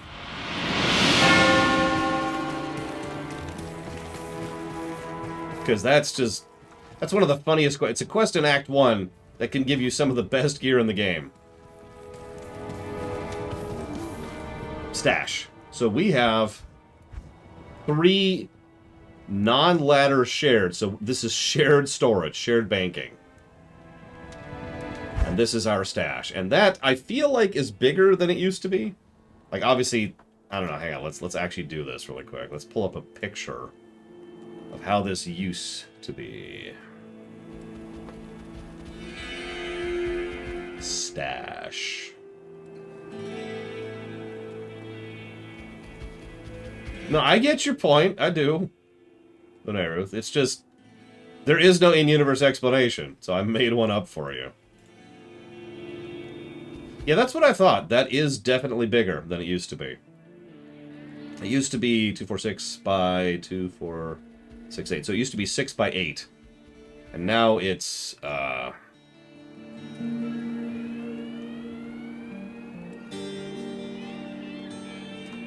That doesn't seem right. I guess it is. 10 by 10. That can't be right. No, that is right. Why does that not look like a 10 by 10 grid? Why does that look like a rectangle? What is wrong with my eyes? Anyways. So yeah, that's a little bit more space than we used to have. Plus, we have the shared tabs. Let's go ahead and go the other way. Since we're about to go die, let's just drop all our gold in. Alright. It's okay, now we know your dress is blue, Lunaruth, or gold.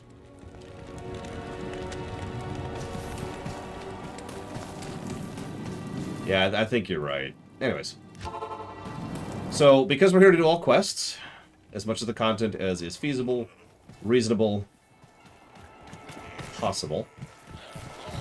Well, the fire squid is buffing my health.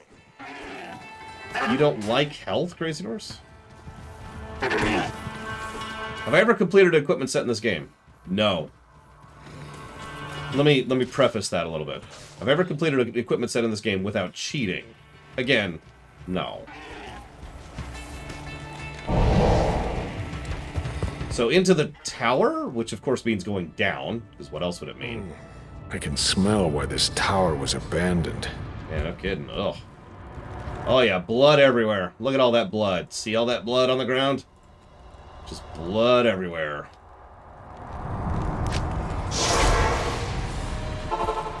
Now that we've triggered that... Stay a while and listen. That tower marks a place of danger. There is an epic poem about it. How much sorrow one can stand was tested there. And yeah, this is actually based on a real person, which blew me away when I learned that. And is extremely messed up. Oh, it's not an optional dungeon. It's an optional quest. Big difference. Greetings. Okay, real talk. I'm not trying to be... I mean, obviously I'm joking around a bit. In my mind, there is a difference between an optional quest and an optional dungeon. We tend to do all optional quests. We tend to not do optional dungeons in any game we review. I don't know how to explain why that difference makes sense in my head. So, that difference makes sense in my head, and that's the answer there. Let's see if we can find the book really quick. We can't, whatever. We need to find the way forward anyways. Sure, yep, okay. I mean, there is story attached, and there is... I don't know. What if there's an optional dungeon that has a unique gimmick? Well, that varies, doesn't it? Because sometimes we'll do optional dungeons.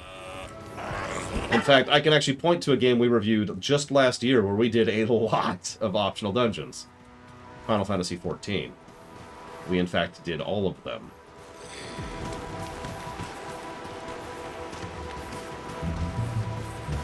Oh, that's not what I expected to happen when I hit that button.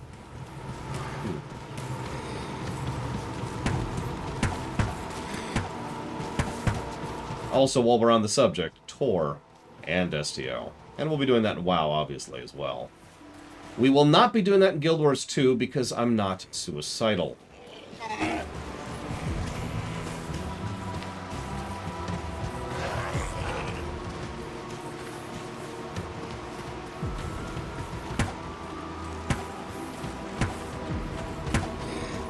Oh god, you... Okay. In very, very brief, this is why we're not doing the dungeons in Guild Wars 2. Because they suck! Alright, does that explain it, Zeiss?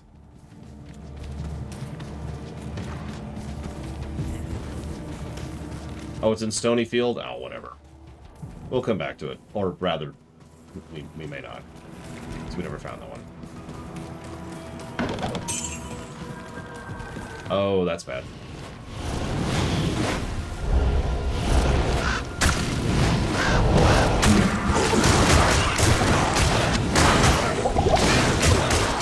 Oh yeah, we're also gonna play Daggerfall while we're there. Because I am just that much of a masochist. Oh, this is a very bad group. We're noping out of this. We're noping out. We're just looking for a waypoint anyways. Oh my goodness. You know one thing that the speedruns of this game all use? Stamina potions. I also learned this trick I'm doing right now from speedruns of the game. If it's not obvious because you can't see the mouse, what I'm doing is I'm clicking right in front of me periodically to pull it back to walking speed, and then clicking way in front of me to do running speed again. And it's a way to kind of pseudo-run like 80% uptime or something like that.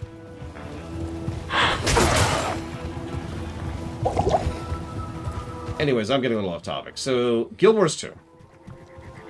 Back in the day, Guild Wars 2 was like, hey, we want to make a video game. And, wow, that was fast. That right there, really? That's got to be the smallest Tomoe Highland I have ever seen. Our luck this game has just been insane. I don't like pressing control on my keyboard. It hurts my pinky, Black Malkin. Like, it's like this. It's way over there. So, I use that for the I use it almost never button, right? Instead of a I use it all the time kind of thing. Anyways, getting off topic again. Guild Wars 2. So in Guild Wars 2, they were like, let's make an MMO. But we want to be as anti-WoW as possible. So that way we're not competing with WoW. Because if we compete with WoW, WoW's going to eat us alive. This puts the developers of Guild Wars 2 as one of the smartest MMO developers of the modern era. Because they actually understood that you can't compete directly with WoW. So, they decided to do their own thing. Now, unfortunately, they decided to skimp on both the blackjacks and the hookers, and decided to add dungeons. So they added dungeons. The problem is, these dungeons, like, they didn't know what they were doing, is the nicest possible way I could put that. Hey, look, an optional dungeon that we're not doing. They were trying to make, like, endgame content that had relevant main story in it, that was supposed to be accessible to all players, and was designed on the precepts of boss encounters and trash packs, which had to be tanked and healed through, in a game that had neither healers nor tanks. Please explain to me how any of this was a good idea.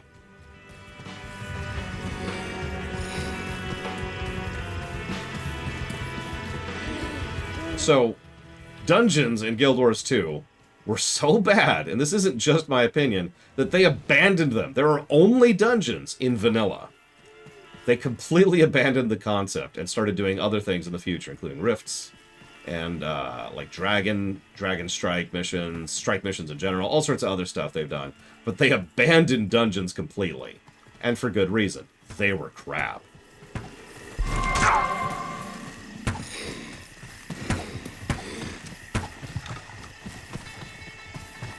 Kinda, yeah, Ganas. Not as bad, obviously. Nothing's that bad. But the point is, the only way to do... Oh no, much worse, Jay Palmer. Unless you're talking about strike missions, in which case, yes. So the only way to do... This is ridiculous. The only way to do dungeons in Guild Wars 2 is if I had a full team of 5 people who were geared, who were leveled, who knew what they were doing, and who were coordinating. It would be the equivalent, and I'm not joking about this, of showing off mythic dungeons in the WoW review, which, by the way, we are also not doing. So.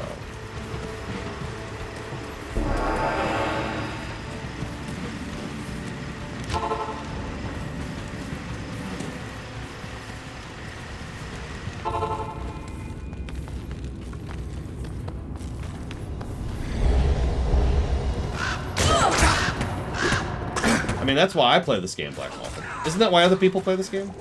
Wow, okay. Oh my god. Okay, okay. We're all gonna chill here. Oh, that's why. Oh, that's why. Okay, we're gonna try and get a little damage in here. Oh, Jesus. Okay, we're out. We're out. Ouch. In fact, you can do summons in town, which of course I know because I used to main a Necro. Go back to town, summon, get mana back, pop back in.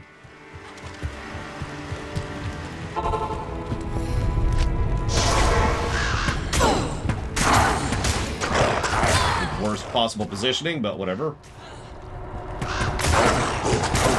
No, not that one. No, not that one. I want to attack the not boss.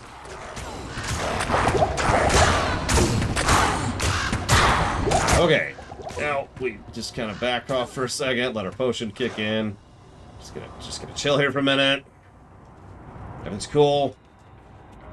Everything's cool. Okay. Whoops. Okay, the wrong button. Critical part of the process.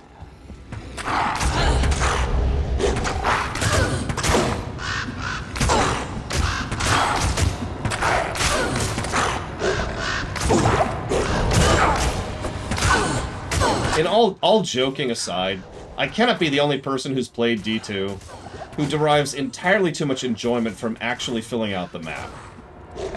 It's one of the reasons why, and I mentioned this earlier, that the fact that the map goes away kind of bothers me. You know, that it re-renders.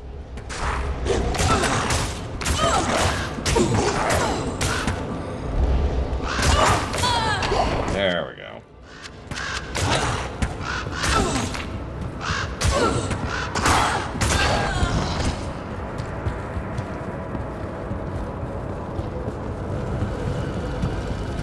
Wow, this is atmospheric. That's a lot of stuff.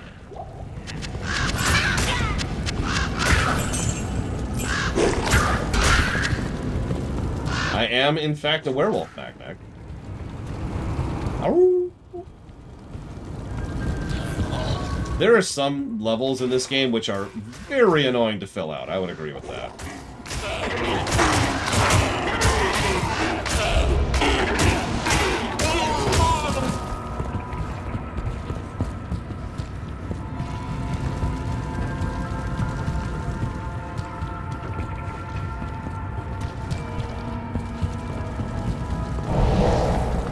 Obviously, I don't do that anymore, because I've already demonstrated how much I don't do that anymore.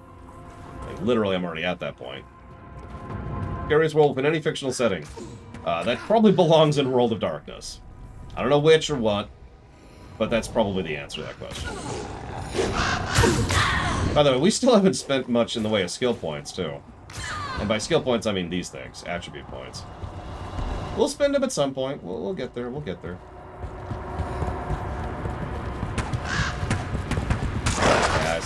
I saw that. Let's just back off. Let's back off. Let's do this.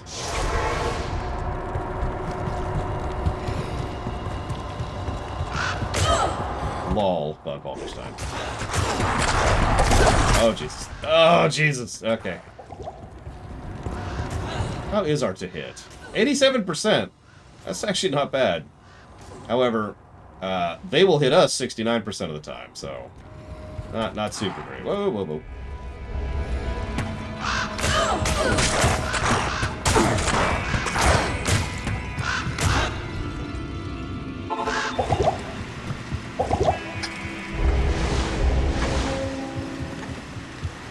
Greetings. All right. Keep forgetting that even exists.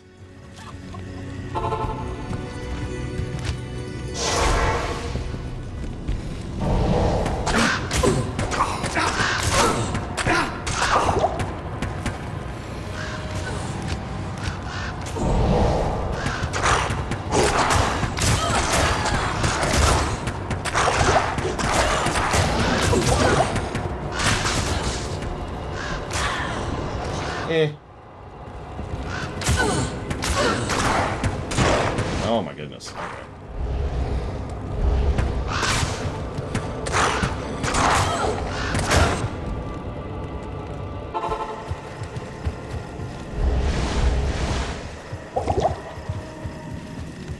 Yeah, there's a couple there. Yes? Right, Kane's alive. Or here. Kane's a thing. Good to see you.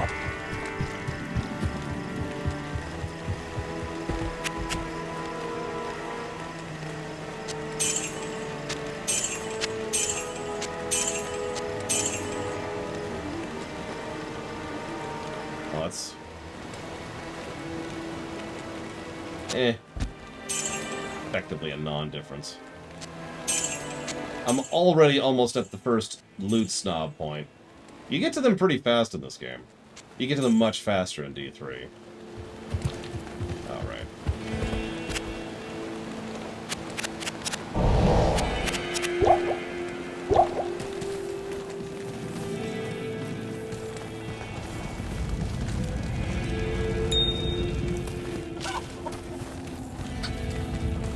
What you need?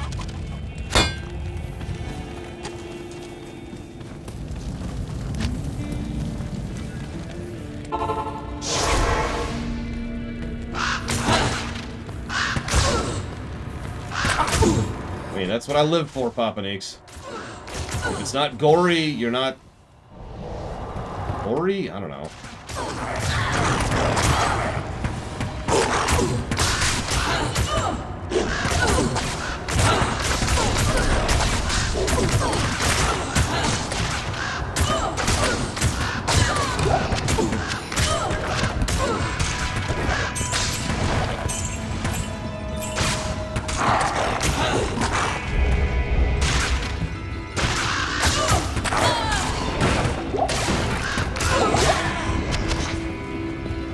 Okay. Lovely place. Very dark, of course. Can barely see. Ghosts are the best, obviously.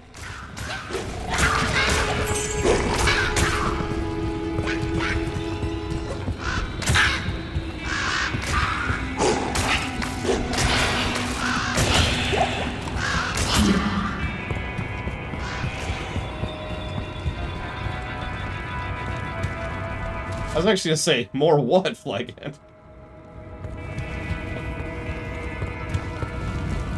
Why does this place have such deep cellars? God!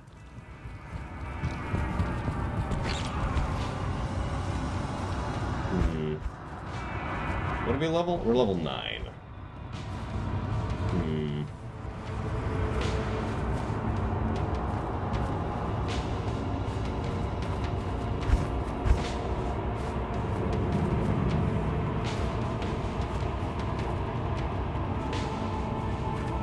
I'll go ahead and go with that.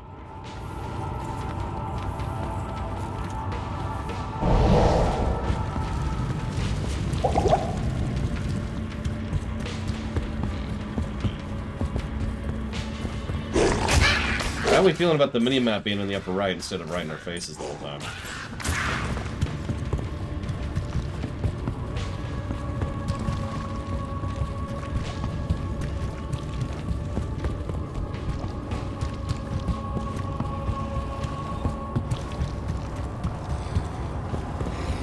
Oh, Jesus. Okay, okay.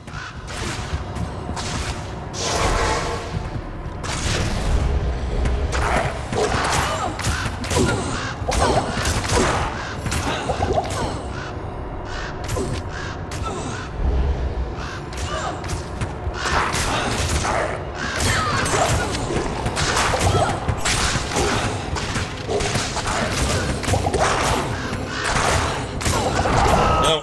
Yep.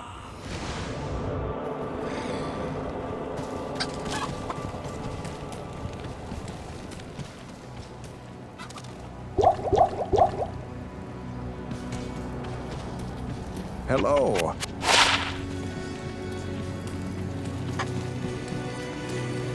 Good day.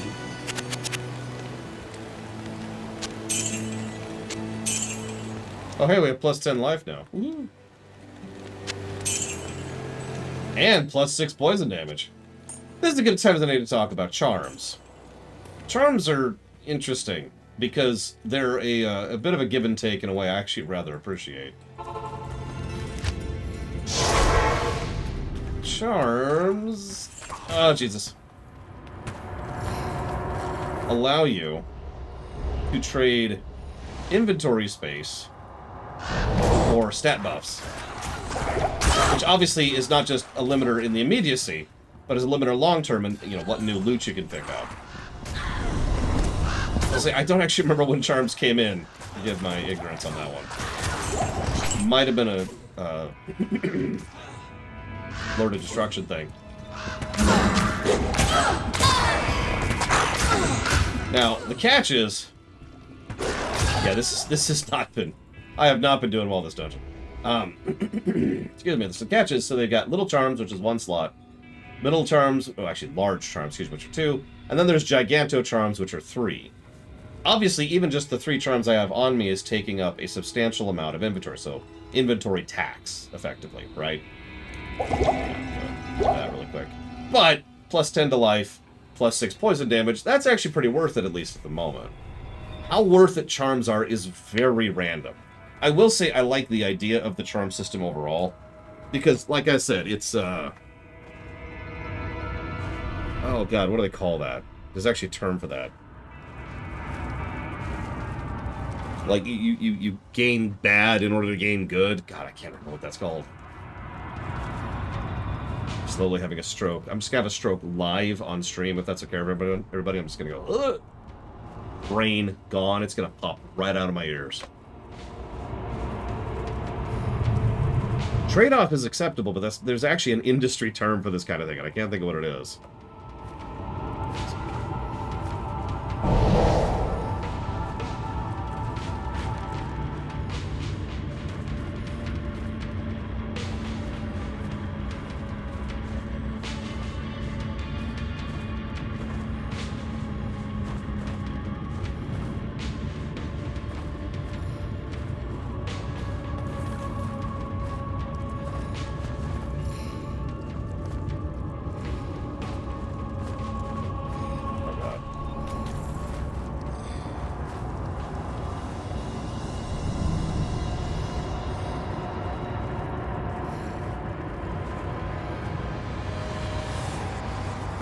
What button did I rebind it to that I hit accidentally?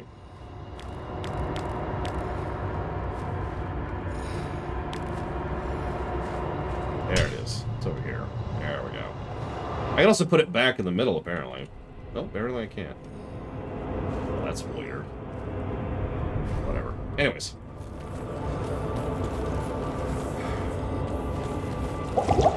This is gonna bother me.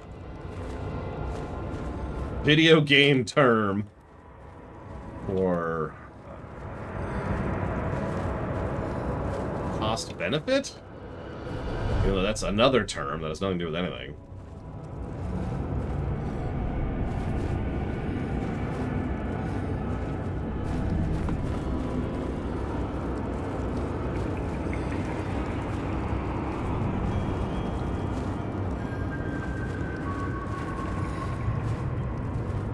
Risk reward, that's what it's called. Jesus Christ.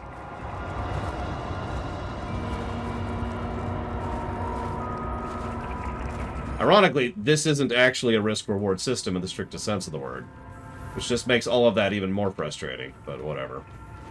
Oh, damn.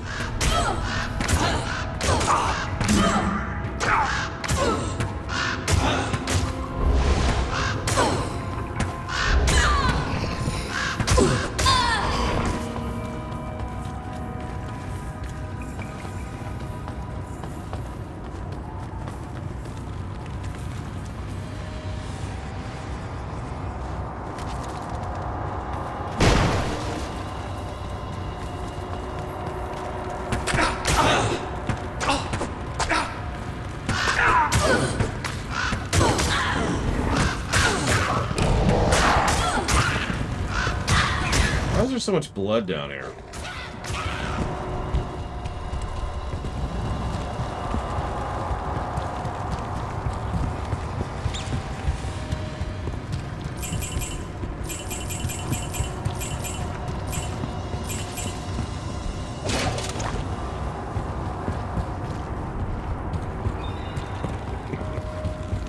Sorry, loner. Sorry.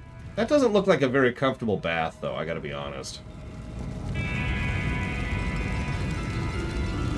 Also, the decor is just skeletons, which also doesn't really work for me.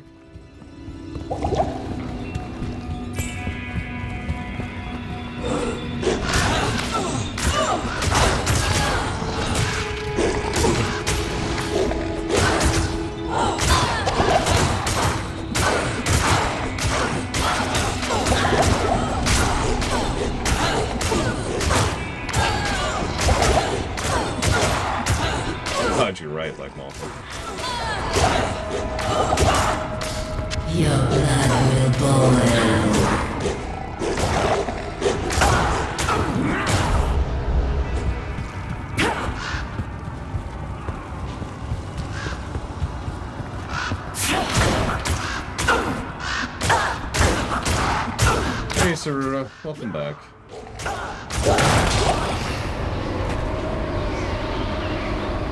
So this is as good a time as any to talk about runes.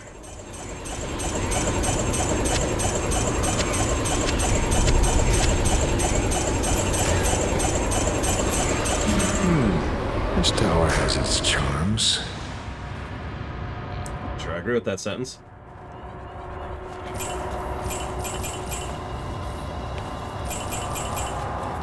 Yeah, tall rune, that's, I don't know what the odds are on that. They're not high.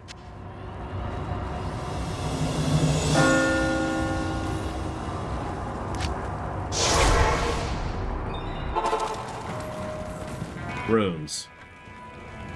What? Well done, my friend.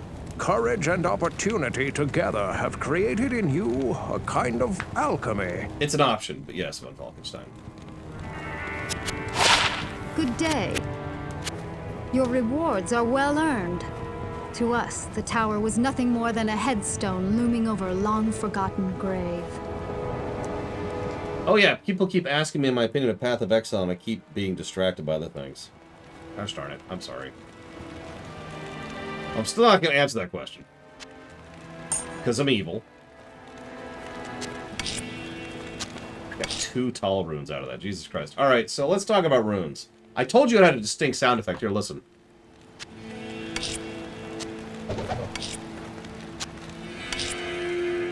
Runes. So the first thing that you have to understand about runes is that every time you get a rune, you actually get a call from your sister. Every time. It's actually really strange. Hello. Greetings.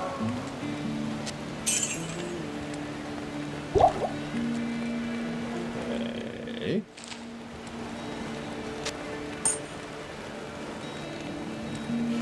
Hey.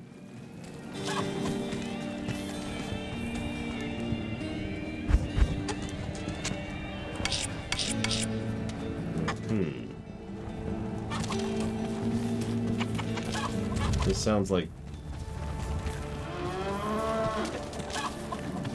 Okay. Alright. I assume everybody is okay.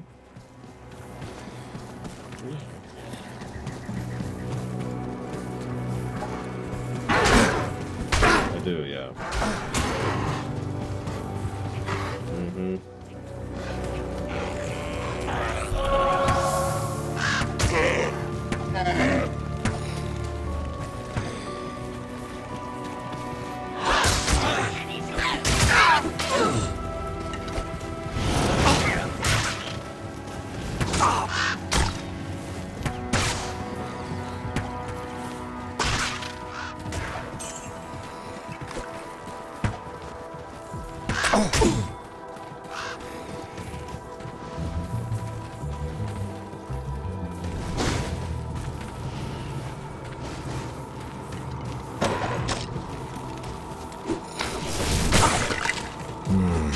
Evil flows from here.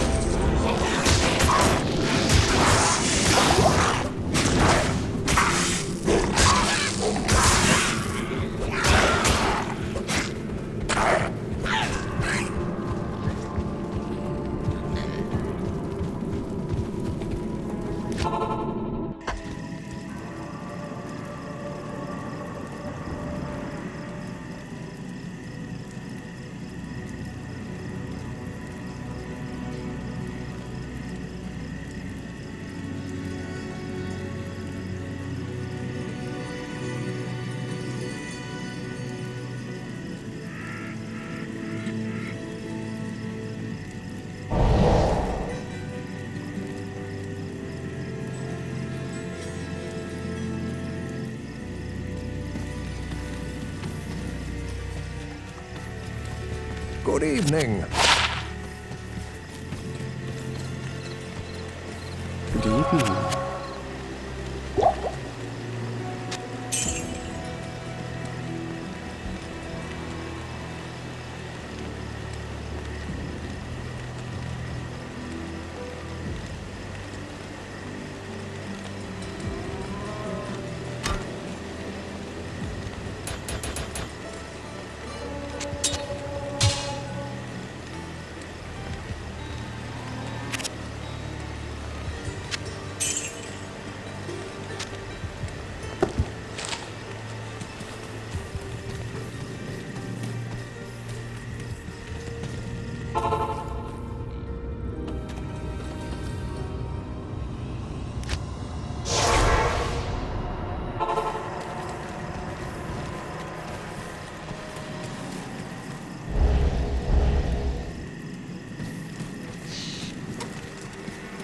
Yes?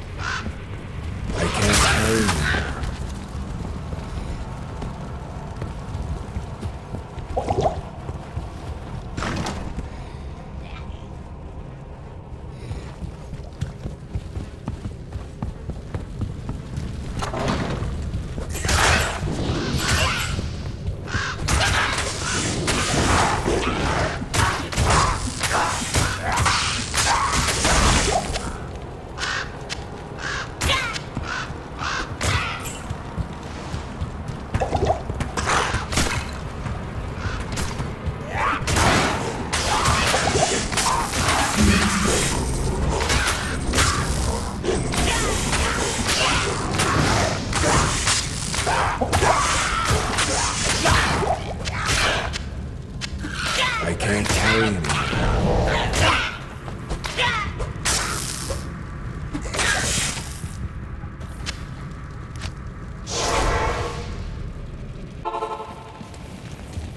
Greetings. Good morning.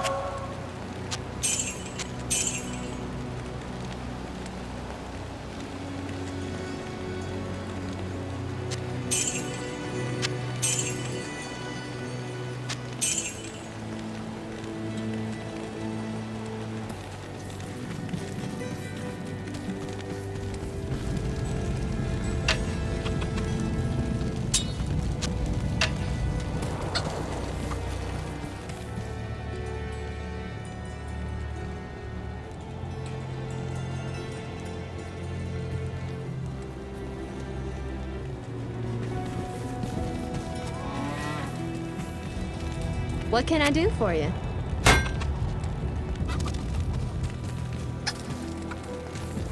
Yeah, nobody cares about Diablo 2, Mr. Red. They only care about Diablo 1.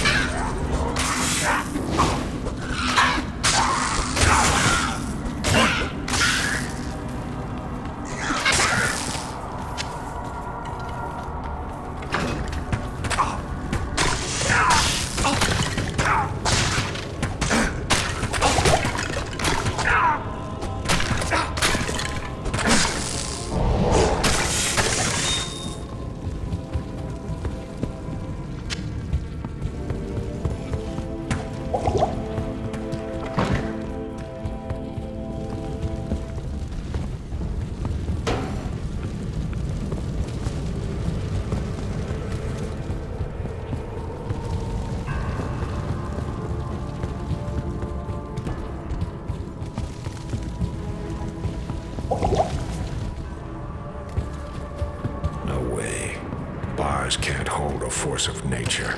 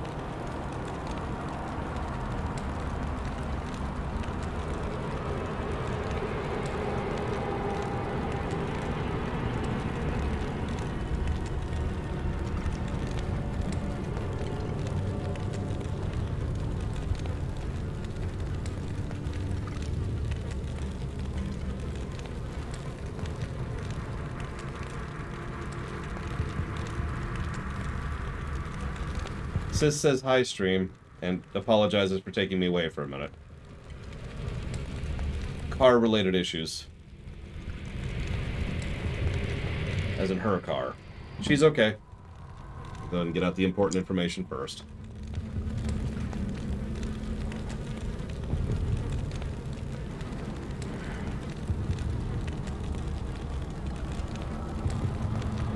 I think Black Malkin's right. I think people left to protest the cookie. So I had to go back up. Because did you see this?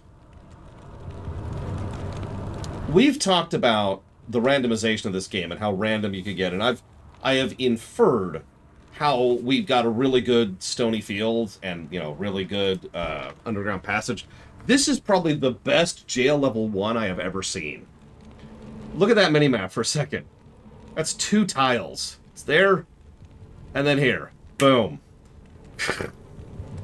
I have never seen that go by so fast.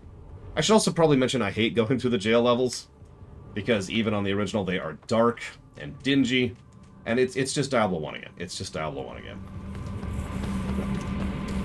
They're also long. It's like, hang on. Excuse me. I actually skipped a step. I'm going to go back and do it. Don't worry. But it's, what? 5 floors or dungeons in a row? If we count from the Tomoa Highlands all the way down to Andariel's place. And it's mostly just that many levels uninterrupted. It's just, yep, this is straight up dungeon crawl. Nothing else. Oh yeah, that amplified damage is great. Oh yeah, feel it. Feel that burn. Oh yeah, that's exactly what I want. Oh my god, that hurt. I would not know, Jay Palmer. Especially considering this game has absolutely no problem with very large areas. In fact, so based on that alone, I'm going to go and say a definitive no. I don't think performance has anything to do with anything here. Like, wait until you see Act 2. Oh my god! And there's Jail 3. Okay, I'm just gonna drop this here for no reason.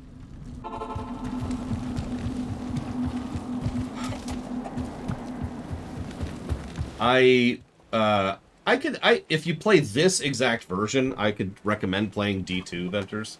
I would never recommend replaying D1 unless you're interested in the historical side of things. Like, if you want to see... Because D1 is a landmark game, right? Not just for the Diablo series, but for gaming. So, I can absolutely recommend that if you're interested in the historical value. But as far as a game to play, I would never recommend D1. Yes? D2 I can recommend. And I think the spread already indicates that.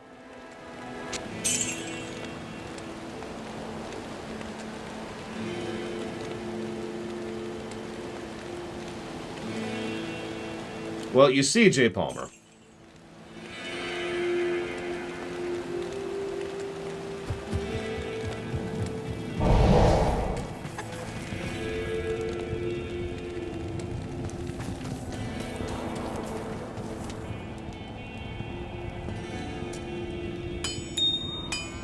Any questions?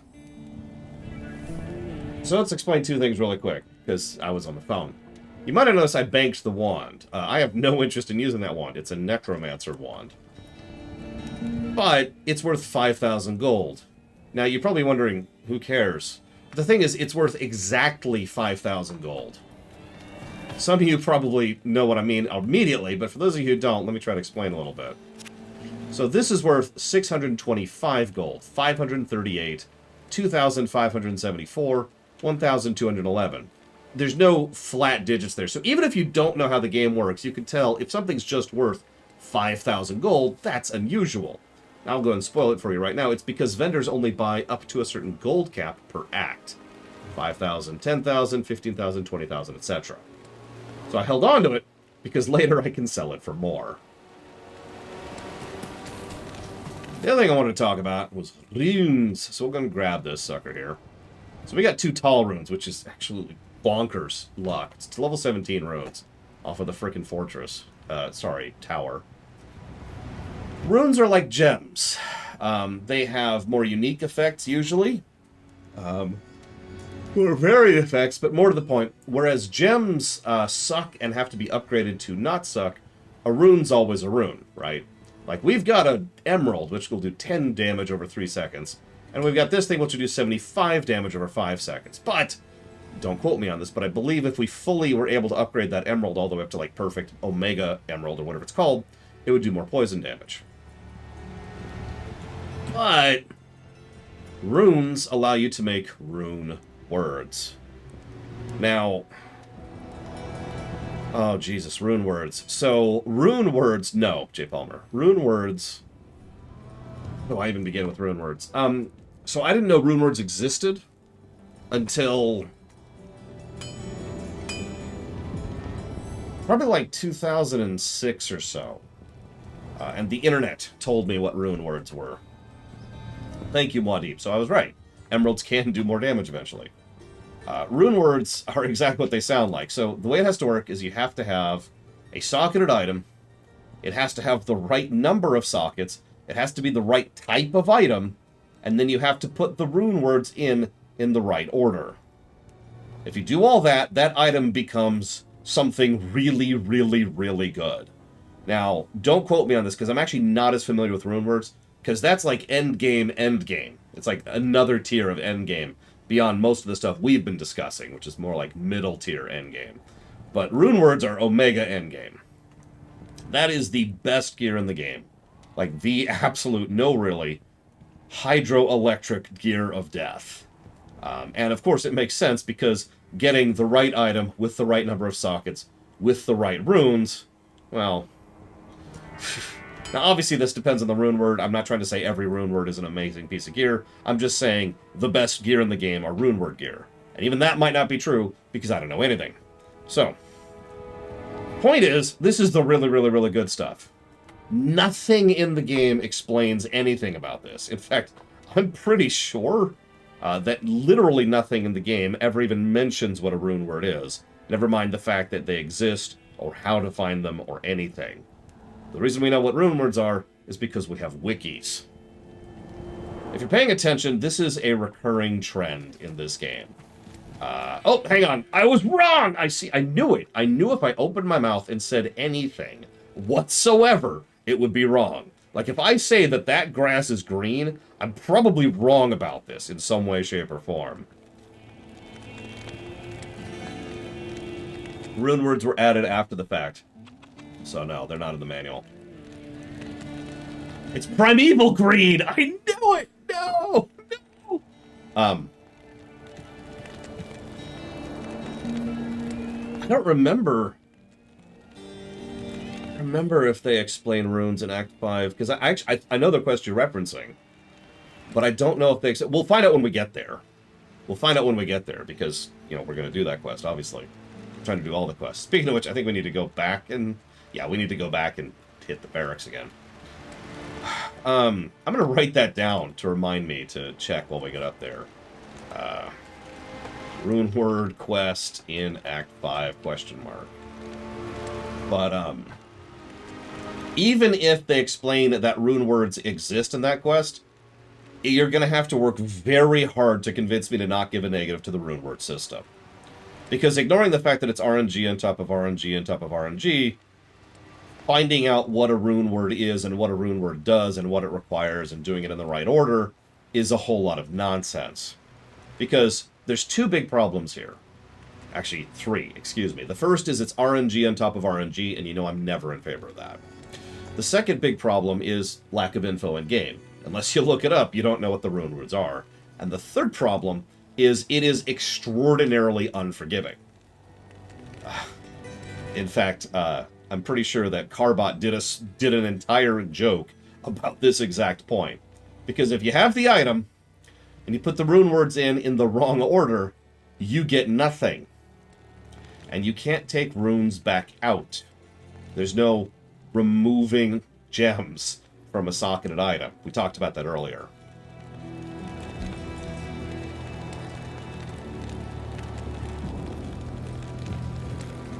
So, if anything goes wrong whatsoever, you are turbo screwed.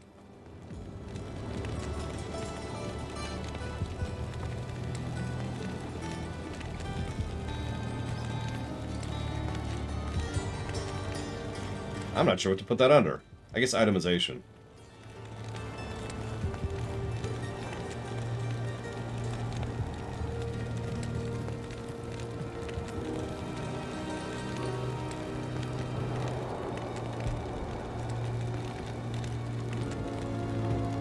Okay, so those are runes. We got some runes. That's cool. Runes are cool. We're actually going to keep going forwards for a minute. Oh yeah, you can also turn runes into other runes. We'll talk about that and the mechanic that comes from later, because that's another info in-game problem, which we'll talk about later. For all the venom I spit... I'm saying this in the wrong order. For all the venom people spit at D3, D3 requires a whole lot less using the wiki than D2 does. You know me, I'm pro not wiki. In terms of game design. I mean, if you want to read a wiki, you can do whatever.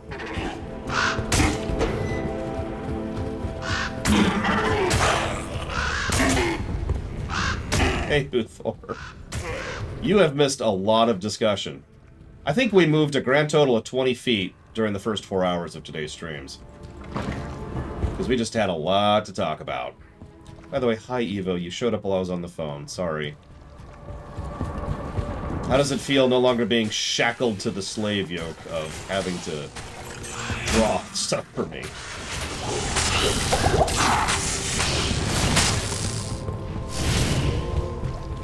Oh my god, Black Malkin. Is that a joke?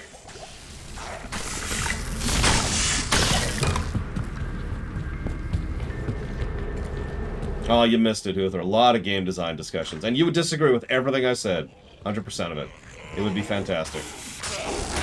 Wow, that is bonkers. 14 trillion. We need to be a little more careful than we're currently putting here. Hang on. Oh, Jesus. Oh, Jesus. Okay, hang on. We're gonna be nice and methodical. We've done this before. We know what we're doing. We're good. We've played this game before.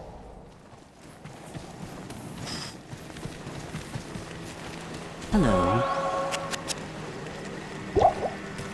So anyways, as I was saying, I mean, I'm level 9, Yura. I don't know. Oh my god, have you been punching people, Evo? Thank you, Huthor. As a reminder, you can put that towards up to 3 things. Not just one. As you know, put it towards 3 things or die. Alright, so, back out.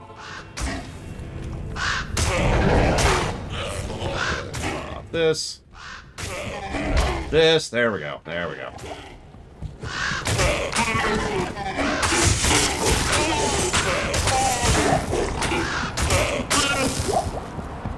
Okay, well, if you want to be lazy, that's entirely your proviso. Oh my god.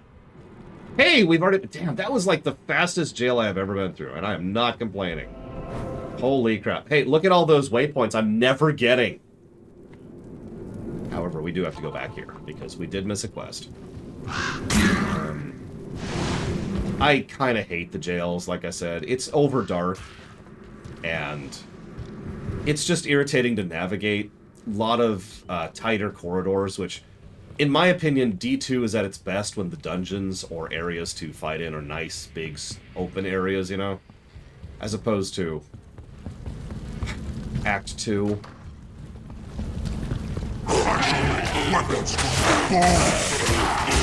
This is an optional boss. We don't have to fight him. We can just take the malice and leave. Chaucer will be thankful to get this We're map. gonna kill him, of course, because weapons from bones... Oh, he hurts. I mean, he's got extra strong. Of course he hurts.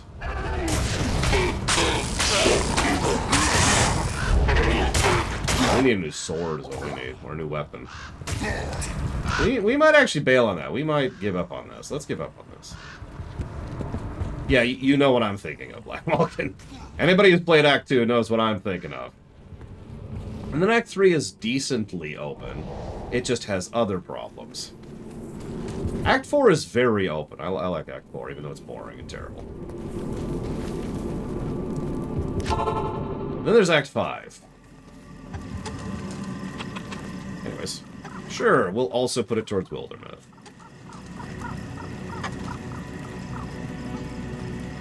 Oh, I agree. Your version of Hakan is much better than this guy. This loser. Look at him. Look at him.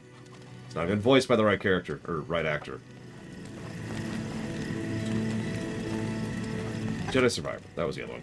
Odd. Wake up, Lore.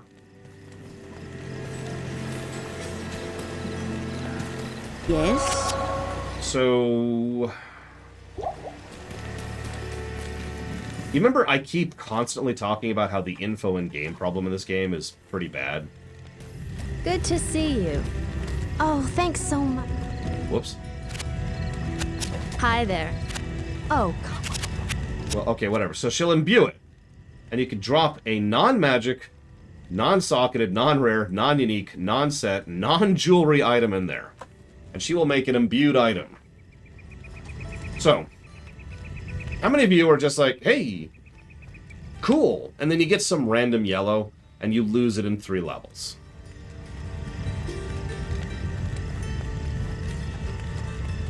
Here's the thing. The formulas that go into the creation of this weapon are pretty good. What I mean by that is this is a high dice roll item that she makes. And it's kind of worthless. There are 2 ways to deal with the imbue. One is to do exactly what I just said, and just say screw it here. The other is to wait until you have access to actually good templates. Talk about that in a minute. Toss in one of those templates, which you won't get until higher level, obviously. And then have her imbue one of those and get something actually worth a damn out of it. Here's the thing. Nothing tells that anywhere. And, of course, obviously, once you do it, it's gone forever. There's no redoing this. You get 1 per difficulty. That's just going to sit there. Oh, of course it has Uthor. Even here. I mean, I guess we are playing a Blizzard game. So, the other thing, though, I talked about templates. Let's talk about that very, very, very briefly. Every piece of gear in this game is based off of a template. Weapons, swords. So there's... God, I don't know. Hang on. I literally don't know. Hang on. Let's look up the Diablo 2 wiki. I know I said I hate wikis, but I think it's acceptable in this one case because I need to make my point with distinction rather than with vagueness. Okay, so there's quilted armor, leather armor, hard leather armor, studded leather, ring mail, scale mail, chain mail, breastplate, split mail, plate mail, field plate, gothic plate, light plate, full plate, ancient. Those are the templates. That's what I mean by that. The overwhelming majority of gear in this game is based off of... No, I have not, Uthor. Unless I have, and I just don't know. The overwhelming amount of gear in this game is based off of those templates. There's a unique for every template in the game, and there's that's what determines the range and the item budget of how good a piece of gear can be. So while there is obviously leather armor that is better than breastplates, generally speaking, the higher tier the template, the better the actual final product is going to be. It's going to have better defenses, it's going to have better durability, it's going to have more socket potential, and it's going to have substantially more suffix potential. Now, I haven't actually talked about suffixes yet. I've been kind of avoiding that discussion, but because that's part of the item budget discussion. But that's how that works. So right now, for example, we have leather, just straight up leather armor. This is true for bucklers. You know, there's all the different types of shields, all the different types of helmets, all the different types of weapons. Make sense? So that's what I mean when you say you throw in a template. Like several people said in chat, you could throw in a circlet. Be like, push, make, and then cool. Yes, there are also prefixes in this as well. But we'll talk about prefixes when we talk about suffixes, because functionally they're indistinguishable, but there are actual design differences and programming differences between the two. Okay, so back to beating Act 1. Let's at least beat Act 1 today, yeah? I think that's a good idea.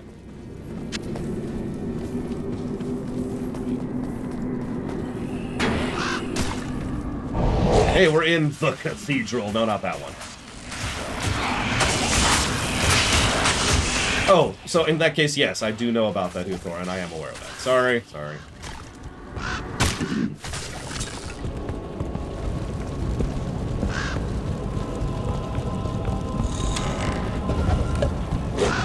Oh, that's our first skull. Check it out.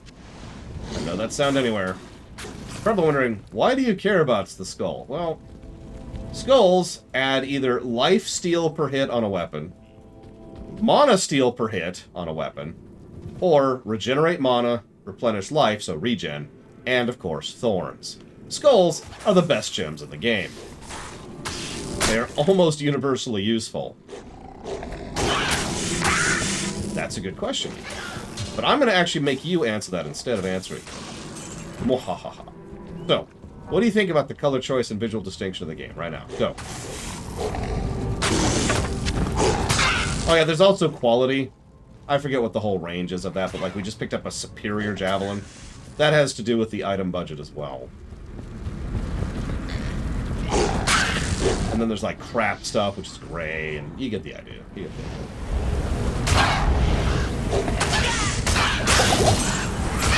We are definitely beyond the point. Oh yeah. Definitely beyond the point at which our potions are capable of keeping up, which is a shame, because these are the only potions we have access to. That's cool. Good to see you. It is certain that we face the Demon Queen, Andariel, who has corrupted the Rogue Sisterhood and defiled their ancestral monastery. This does not bode well for us, my friend.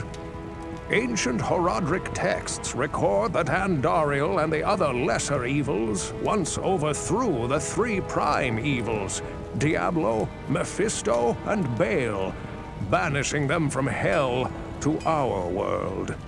Here they caused mankind untold anguish and suffering before they were finally bound within the Soul Stones. Andariel's presence here could mean that the forces of hell are once again aligned behind Diablo and his brothers. If this is true, then I fear for us all. You must kill her before the monastery becomes a permanent outpost of hell, and the way east lost forever. Well, I guess. Yeah, in the rewrite, the Sisterhood of the Sightless Eye is actually a march of the Kingdom of Kandurus. Good day. Helps smooth over some of those things. Oh yeah, superior stuff also sells well. That's another benefit.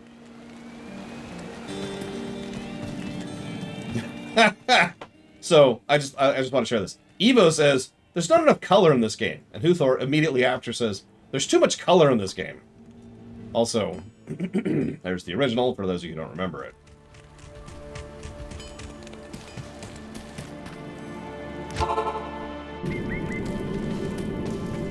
Oh, okay, okay. Well, that's completely different, Huthor. Too much color in D3. I just disagree with that. Alright, so we're gonna slip up here, grab our corpse, and we're out. Okay, so we could try to kill that boss and just murder our face off. That is something we could attempt.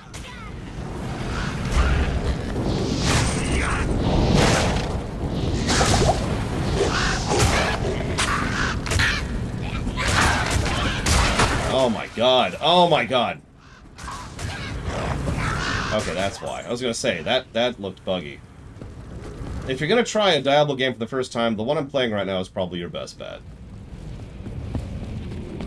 Which is specifically the Diablo 2 Resurrected version. I know that people will yell and scream and hate, but it's still true. Hello.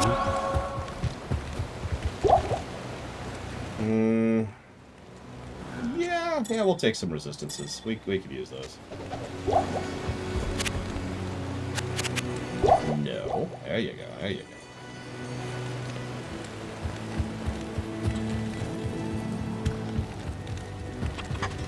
Okay, hang on. Let me not be on the verge of death, and I'll pair them indoors.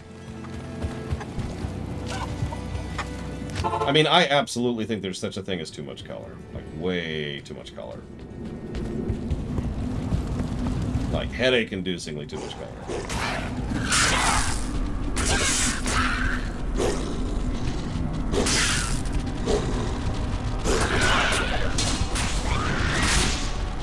Oh god, there's the champion pack too. That's wondrous. Wondrous.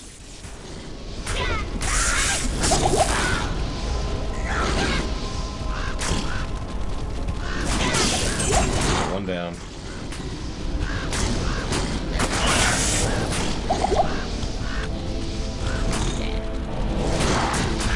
Oh god. Oh god.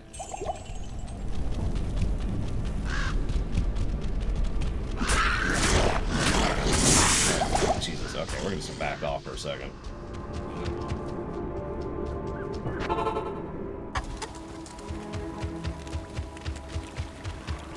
Good day.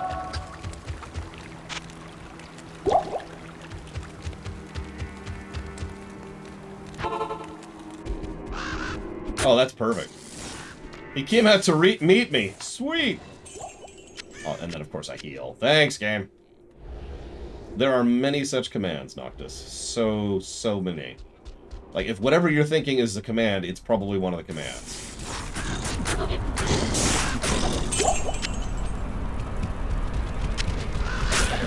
Anyways, I don't want to get into the D3 looks like crap, D3 is the only good-looking game of the series argument for the 700,000th time. We actually have already had that argument, not just literally yesterday, but also when we did our lore run.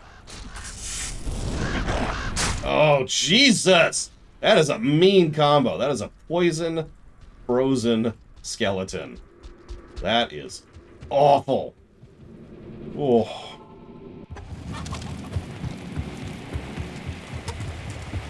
The Order welcomes you.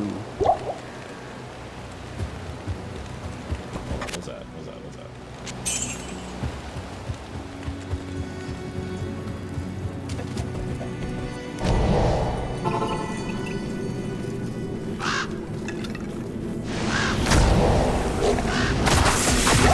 Okay.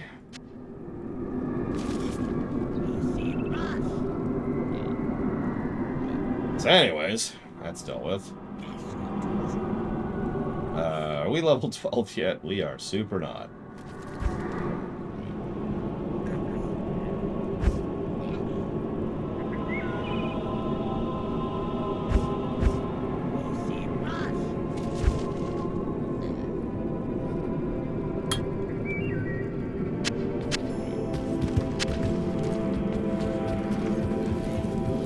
That's a good question. I don't know if there is any audio spam.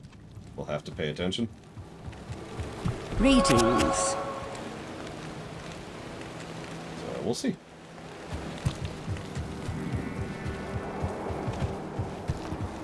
I mean, I could see someone saying that looks too bright, but I think they're on crack because, as I'm demonstrating literally right now, it's actually a little bit less bright. Look at that. Greetings. That being said, I'm going to stop switching back and forth except for review purposes because there's one really big reason why I personally don't like... I'm saying that wrong. Why I prefer the new visuals over the old. Can anybody guess what that is? And no, it's not just because I have terrible taste. That's unrelated.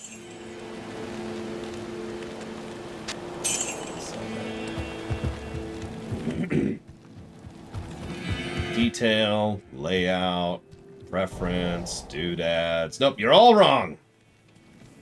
It's frame rate. Look at it. And then look at it. This is smooth. This is not. That little stutter.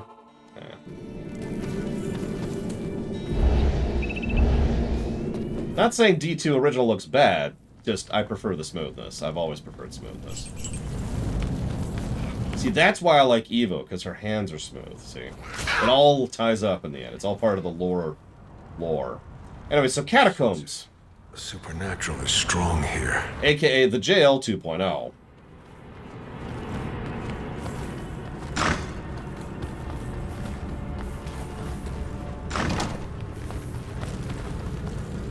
Yeah, I'll always take a worse-looking game that is smooth over a better-looking game that is not. 100%. 100%.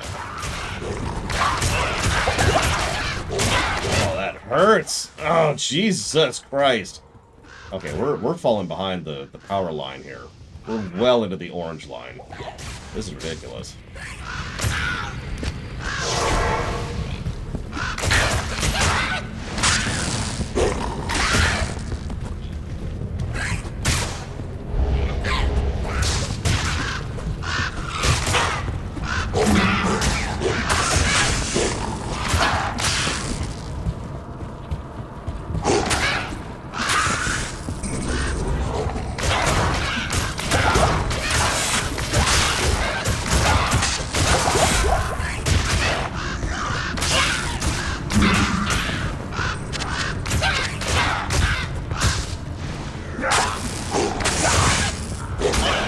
one thing. Nothing will aggro me faster in this game than that specific sound effect. The sound of one of those freaking shamans rezzing one of their allies. You've probably seen me do it. Oh, and I'm like, and I just beeline for the dude. Whoever they are, wherever they are. Die. But to show it off, of course, here's the original. Details is totally valid. Look at the wall I'm staring at. See this wall? It's a very pretty wall. It is well done. It is varied. You know, it's got some nuance to it. Its angles are actually slightly off. Let's ignore that for a second. It's got shadings. It's got decolorization. It's good. Sorry, I meant to do this, but whatever. But then you got this. And I mean, just there's no contest. There's absolutely no contest.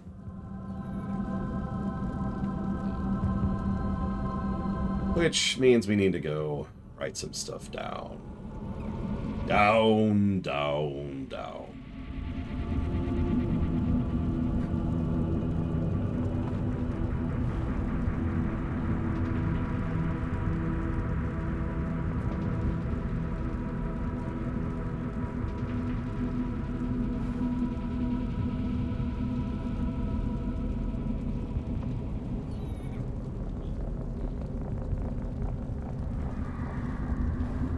It's a button. It's just a hotkey. Evo, saying like this.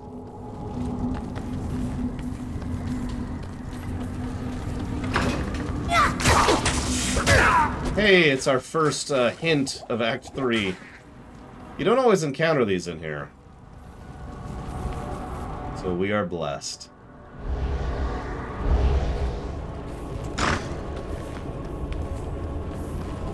Yep, the worst enemy type in this entire game. Fetishes. But lore, I hear you say. Here's another random enemy type that's much... No, you're wrong. Fetishes. But my opinion... Nope, your opinion's wrong. Fetishes. Alright, so...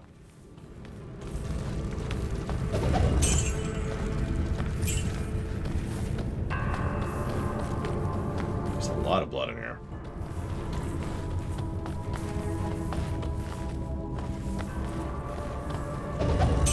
Well, okay. If, on higher difficulties... Okay, fine. Undead fetishes. Oh, God. Oh, God. Okay, I'm okay.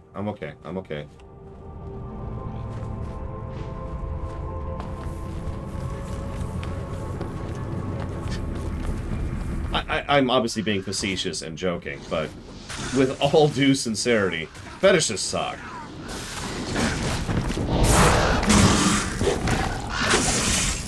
They are not pleasant to deal with.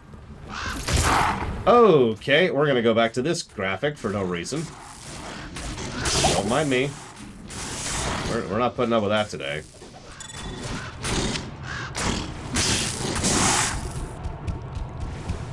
Yep, no, we're just gonna stay on this for a floor.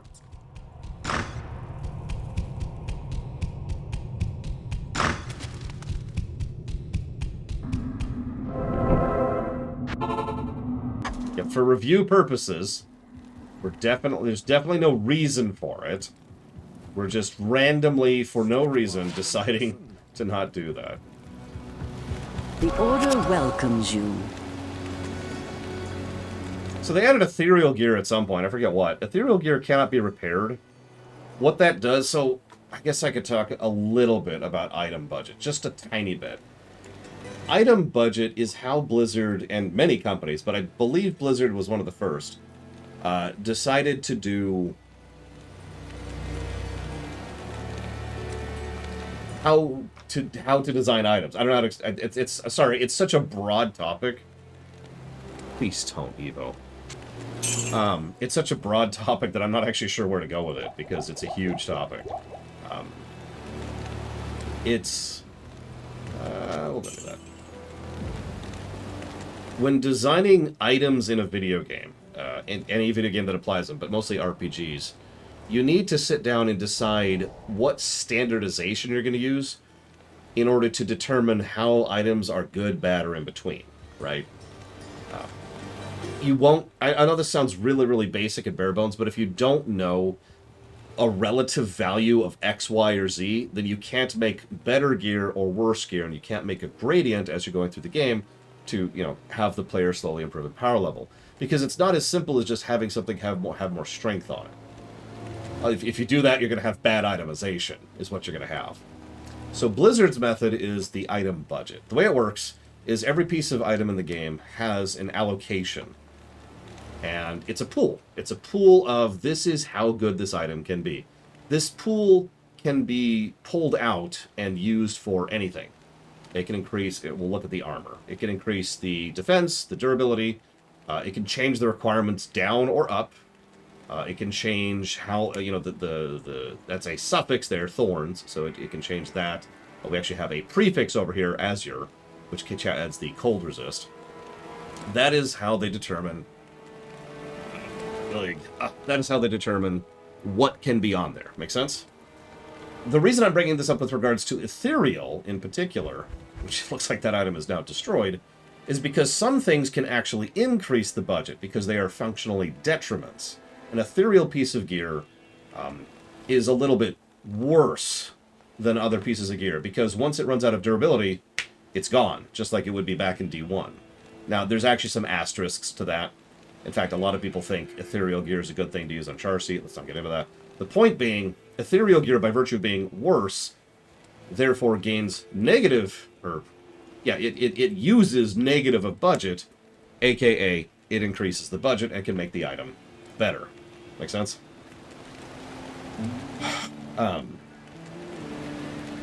That's a very, very, very brief way of how they do that. That applies to charms, that applies to weapons and items and armor, and everything in the game, and they use this in... Blizzard uses this in most of their games. I'm actually a little bit more familiar with the specifics and exact method of how they use the item budget concept over in WoW, because I know WoW so well I could probably recite it to you off the top of my head with my eyes closed.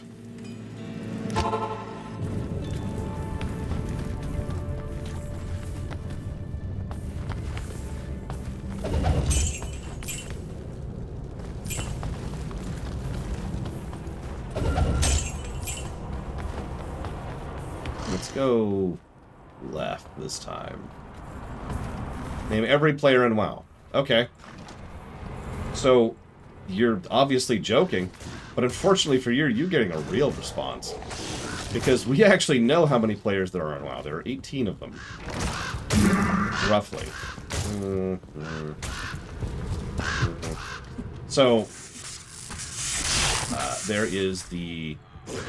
this is actually going to take me a minute, because I'm bad at this, but we've got the Rogue, which is known as the Slayer, or no, that's not true. The Rogue, I can't remember the Rogue's title right now. Their names? Oh, they don't have names. They do have titles. Although, you're right, I can't tell you their titles off the top of my head. You have won, Disco. Someone, please murder Disco for me. Thank you. Alright, so. No, I do not, Yura. The Slayer is the Demon Hunter. The High Lord is the Paladin. The Death Lord is the Death Knight. The Nether Lord is the Warlock. Then you have...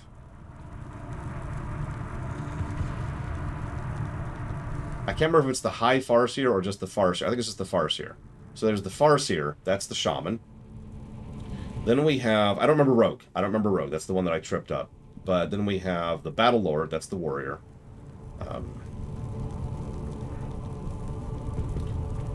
The Grandmaster. That's the Monk. I don't remember Priest either. I don't remember Priest or Rogue. Can't remember all the classes right now. There's the Netherguard Arcanist person, which is the mage. I don't remember that one either. So that's three I can't name right now off the top of my head.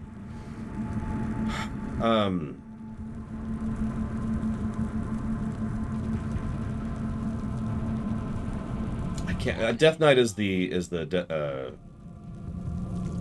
Death Lord. I already said that one. Confusing me here, J. Palmer. It's the second one I mentioned. I already mentioned the High Lord. No, I didn't mention the High Lord. That's the Paladin. I don't remember Hunter. don't remember Hunter, I don't remember Mage, and I don't remember Rogue. Jesus Christ, why are we falling behind so badly? Alright.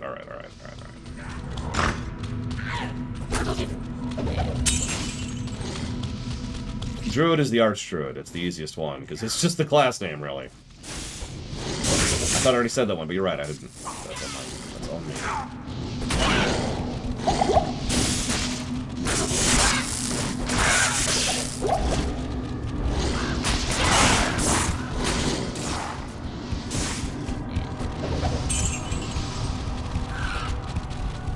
No, I can actually tell you why I'm a little underpowered.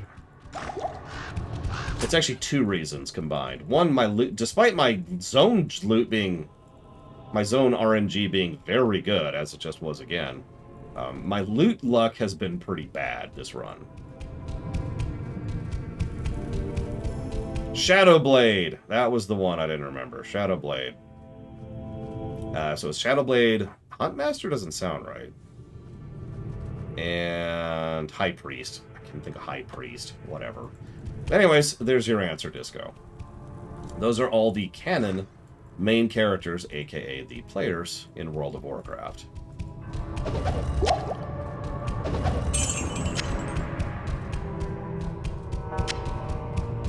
It's a combination of two things. It's the way they animate, because movement usually bothers me more about spiders than appearance. Which I know movement is part of appearance, but you know what I mean. And the other side of it is they glisten in the new version. They look like they're wet. Which is just gross.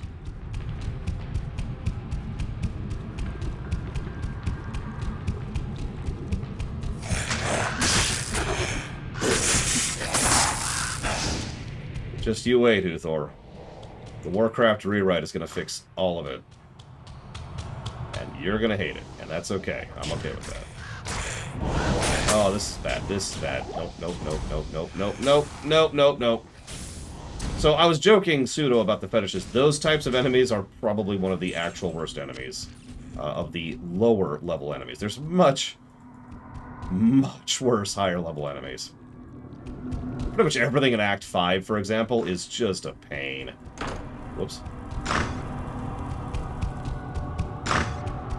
Now, I know you're joking, Huthor, but I would like to think that I'm doing better than ruining it. Actually, I'm not sure the format we'll be using for our Warcraft yet. Our FF1 and our FF2 and our FF3 are all going to be the same general format. Our Diablo is obviously already done at this point. Just needs to go live 1 week from tomorrow, by the way, as a fresh reminder. Please get wiped. Oh jeez.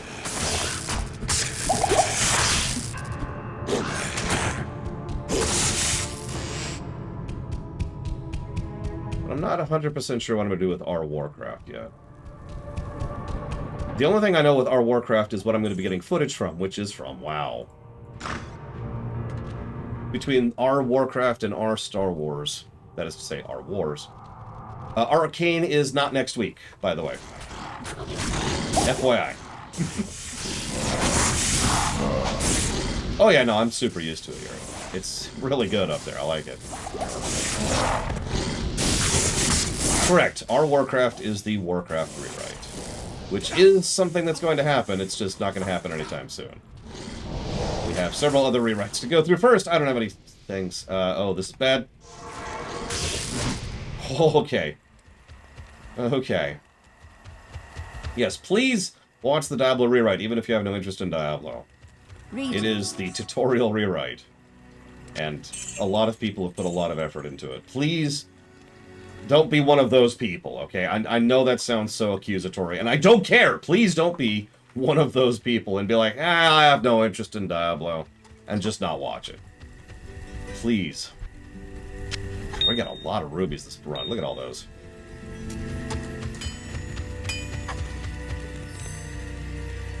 Good to see you. Anyways, our Warcraft will be, the footage will be slow panning shots, done almost entirely, that is to say, exactly in the manner that we did the World of Warcraft video series. In fact, in several ways, the World of Warcraft, I learned a lot of tips, a lot of little tricks and hints when I was creating the World of Warcraft series, and I will be using those for our Warcraft. Okay. Run, run, run, run, run, run, run, run, run. Ooh, he's fast, too. Look at that boy. Oh my god, and he's spitting ice, lightning death. Well, it has been a long road, J. Palmer. God, I couldn't tell if I'm focus firing or not. I do too, Linearus, don't worry. I know what I'm doing. I know you have no faith in me whatsoever, but it's okay. I can do this, maybe. So, sorry, you asked which would be harder, Star Wars or Warcraft?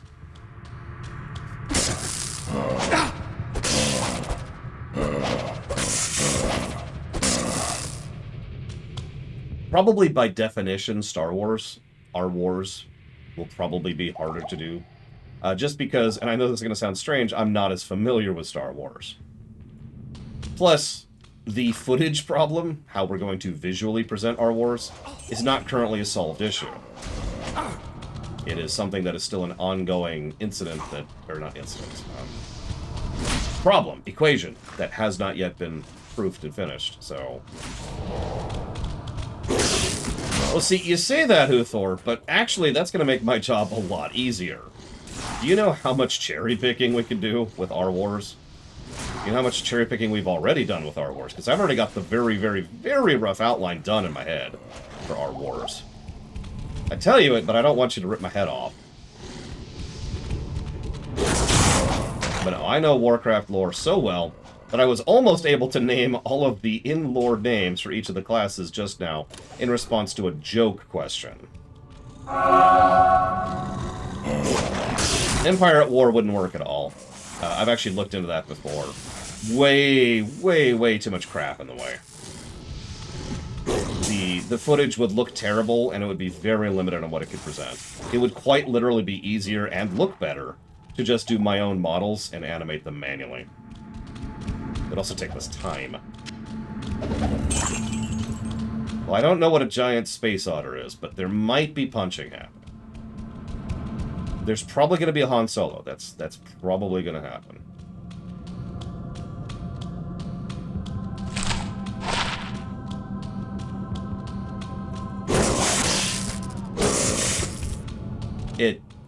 Okay, so, Trihexia, I appreciate the thought. No Star Wars video game is going to work for us. Let's just skip through this, okay? I appreciate the assistance, but we've hashed out all this already. You know what I mean? So you ready for it, Huthor? So I'm going to bore you with it. I'm going to make you listen to this and make you understand just how terrible of a writer I really am. You ready? No, I appreciate the assistance, Trihexia. It's just... This is stuff we've been debating for the better part of a year and a half, you know what I mean? There's not much of the obvious options we haven't looked at already. Alright, here we go, Huthor. The first thing we're doing is defining the Force.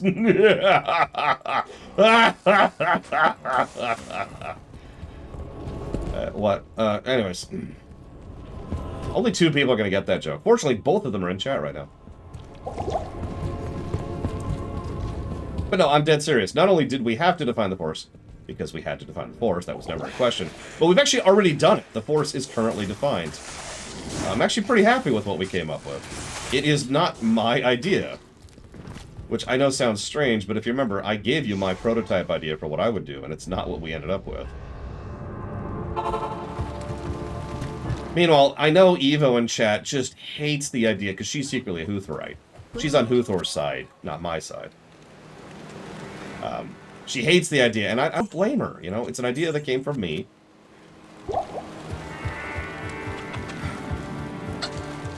The very, very, very, very rough outline is this. So take about 20,000 years of Star Wars history and slam it down all the way down to probably about 2 centuries. The exact timeline hasn't been cohesified because that's going to depend on specifics, and we're going to go through it linearly. Right now we're focusing on the first event in the timeline, which is the Mandalorian Crusade. Okay? So, the only things we have in cohesion are how hyperspace works and how the Force works, but there was the Great Hyperspace War.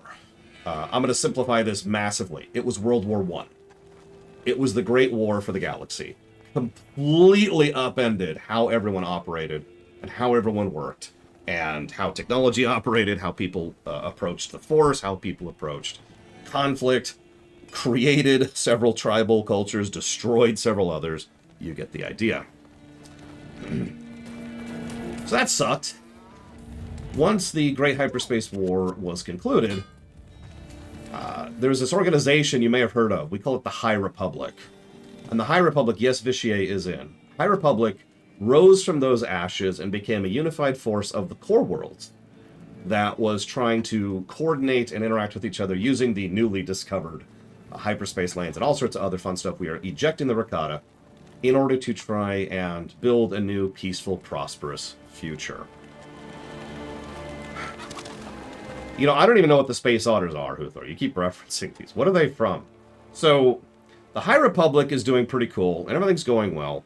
At some point, we're not sure when yet, the Senate of the Republic reaches out to several Force users throughout the course of the galaxy and offers them a position within the polity. That is to say, a formal post who would operate as a militant arm of the Senate. This post is known as the Jedi. So that's what Jedi are. They are a member of that office and post. They use this brand new weapon that they just invented. It's this incredible thing. It's called a lightsaber. Lightsabers can only be activated by someone who is channeling the Force into it. Thus, not only is it a useful weapon, but it also serves as a badge of office. If Han Solo steals a lightsaber, he can't activate it, right? Later on, further down the timeline, they will actually come up with specific lightsabers that only you can turn on. Only you have the ability to ignite. But at the time, a little more simple, because we're way back here in the timeline. What am I doing? Right, that's what I'm doing. You already do that? I did. Okay, cool. I get the weird feeling Huthor's not listening to me at all. So, Jay Palmer, can I just say, questions like that actually irritate me, no offense. Because one of the most irritating things that people tend to do with the rewrites in general is they tend to say, well, what about this one really tiny, insignificant little event that happens way over here? And I'm like, I don't know. I don't know if Han or Luke will be on Hoth. I don't know if they'll be alive at the point at which they're on Hoth, or if they'll know each other, or if Tauntauns will exist, or anything. The world is developed over here, and we develop it as we go based on how the story progresses. You're asking about something that happens 180 years after me, right? I don't know. Well, that's why I say there's no offense, Jay Palmer, because I know you're just joking.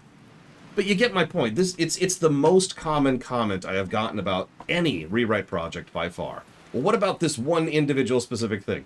I can't tell you how many times I've had someone say, what about this one line or this one scene in Deep Space Nine? And I'm like, I don't know. I'm still writing Enterprise, which is 200 years before that.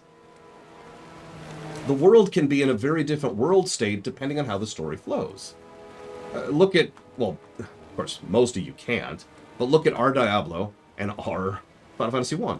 Both of those games end completely differently than the way my stories ended because of how the story flowed as I was developing it. I suppose that's true, Lord Harrimond. You can thus see there's now another layer of frustration on top of that. But anyways, Hyperspace War, High Republic, Jedi lightsabers. But then there's these things called the Mandalorian tribes. Yeah, exactly, Blade Jabal. Some of you have actually read the script that's already done for RFF1. Ooh, that's a nice one. Oh, we're totally putting that on. And you know that does not quite represent the original game. Nah. So, the reason I call it the Mandalorian Crusade is because what happens is the Mongol Empire, to put it very simply. One particularly Good night, Crazy Norse. Have a good one. One particularly skilled, talented, charismatic, and ambitious Mandalorian ruler gets his particular tribe, starts grabbing more and more and more and more tribes until there's a great Mandalorian empire. And they just go and they shrek the galaxy. They cause mass devastation on a galactic scale. Planets are depopulated in the wake of this crusade. It is absolutely devastating. Revan, who is a skilled Jedi, or papacy member, or neither, we haven't decided yet, is one of the only people who stands up and is willing to do the extremely horrific things necessary in order to stop the crusade. So, yeah, there's a war of extermination sweeping this way. And Revan starts doing some really, really dark, messed up stuff in order to try and stop this war of genocide. Revan succeeds. Congratulations. The galaxy is now a complete mess. The Mandalorians are cracked in half in a way that they will literally never recover from. The High Republic is in tatters. Billions, if not trillions, are dead. So, that's the first chapter, right? That's the stuff that we've zoomed in a little bit more and are currently working on with our wars. I'm going to zoom out a little bit more and just kind of cover some of the big plot, the button points, because one of the next thing that's going to happen is there's this guy named Vishay, or Vitiate, if you prefer. I actually forget, they pronounce it in Tor, and I forget his name. He is a Sith, one of several Sith, actually. The Sith are just a whole bunch of people. Like, saying Sith is kind of like saying Italian, or British, or American. Like, there's a whole bunch of different groups and tribes, and they've all got their own little different works and ideas and concepts. Some of them follow the Force, some of them don't. They all have different ideas of what the Force is and how to use it, of course. Vitiate, he's ambitious and extremely evil. So he's thinking, I'm going to go ahead and make my Sith tribe, which I've already taken over, rise to prominence. So he starts doing, talented, charismatic leader. This probably sounds familiar. There was a Sith species in canon. Not sure if there's going to be an R Wars. I don't really see there's a purpose in it. But we'll debate it. Anyways, so he's going to rise to power. And again, I'm going to zoom out a little bit more. I'm getting too much into the details. So let's zoom out some more. Vitiate unites the Sith, culturally genocides the Sith. Yeah, exactly, Lord Harriman. Culturally genocides the Sith. Starts saying his Sith, his way of thinking, his way of using the Force, that's what Sith means, okay? He founds the Sith Empire and starts carving out a chunk of the Outer Rim, this is important, in the wake of the Mandalorian Crusade, okay? Not a lot of resistance, and there's no other big galactic superpower to resist him. I haven't mentioned this yet, but even the Hutts got hit pretty hard by the Crusade, so... He starts doing his thing, and over time, the problem is the Sith Empire is non-tenable. The only thing that's holding it together is the Emperor. That's it. Fear of him, and fear of his power, and fear of his immortal rule, it's not going to work. Eventually, somehow, Vitiate dies. Not sure of the details yet. His death completely causes the Sith Empire to implode. Everyone falls upon each other instantly, vying for the throne. Civil war doesn't describe it. It's more like 17 different civil wars all going on at the same time. So what ends up happening is the High Republic, who at this point is still on the recovery phase from the Mandalorian Crusade, engulfs and just kind of politically takes in what used to be the Sith Empire. So now they've got the core worlds and the Outer Rim, or at least a chunk of the Outer Rim, all under their same purview. Now, if you know anything about governance whatsoever, you already see the problem here. Because, no, Vitiate never returns. You already see the problems here. You already see a lot of problems here. Because they have just taken in thousands upon thousands of new worlds, which are currently a mess, most of which are still currently going through little, minor civil wars, as people are still vying and fighting with each other. The bureaucracy is a colossal mess, and there's a lot of bias. There's a whole lot of cultural bias between the core worlds and the Outer Rim worlds, in both directions, I feel like adding. And then, of course, the Sith Empire was not exactly what you call a good empire. So there's a lot of that going on. An idea that Kira White Noise had, which I love, and I want to do something with, is that one of the representatives from Dromund Kaas is a legitimately good, talented, driven person who wants to be a good representative and help Dromund Kaas recover. But they're the senator of Dromund Kaas. And so they're kept out of all committees in the Senate. And all of their bills and all of their voting is just constantly buried by the rest of the core world senators. This is the environment into which Palpatine is born. You're already seeing the shrunk timeline here if you're familiar with Star Wars. This is what I've mentally codified as the Old Republic. It's already not doing well. They are well past their heyday. They have been through multiple catastrophic shocks to the system, and they have a lot of corruption and a lot of rot and a lot of internecine conflict.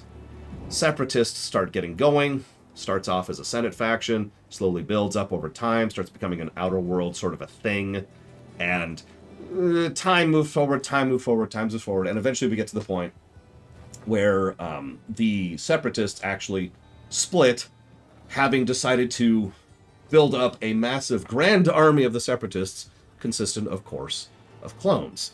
So the Separatists have this massive clone army, and the Republic is like, oh god, we gotta fight against this. Yeah, exactly. Instead of consolidating, the Republic expanded. The exact worst thing they could have done in this circumstance. So the Republic decides to fight back. The Clone Wars start. The Republic initially is fighting with cheapo, garbage, like, security droids that the Jedi, remember, Office of the Senate, have been using for years just as, like, chauffeurs and whatnot.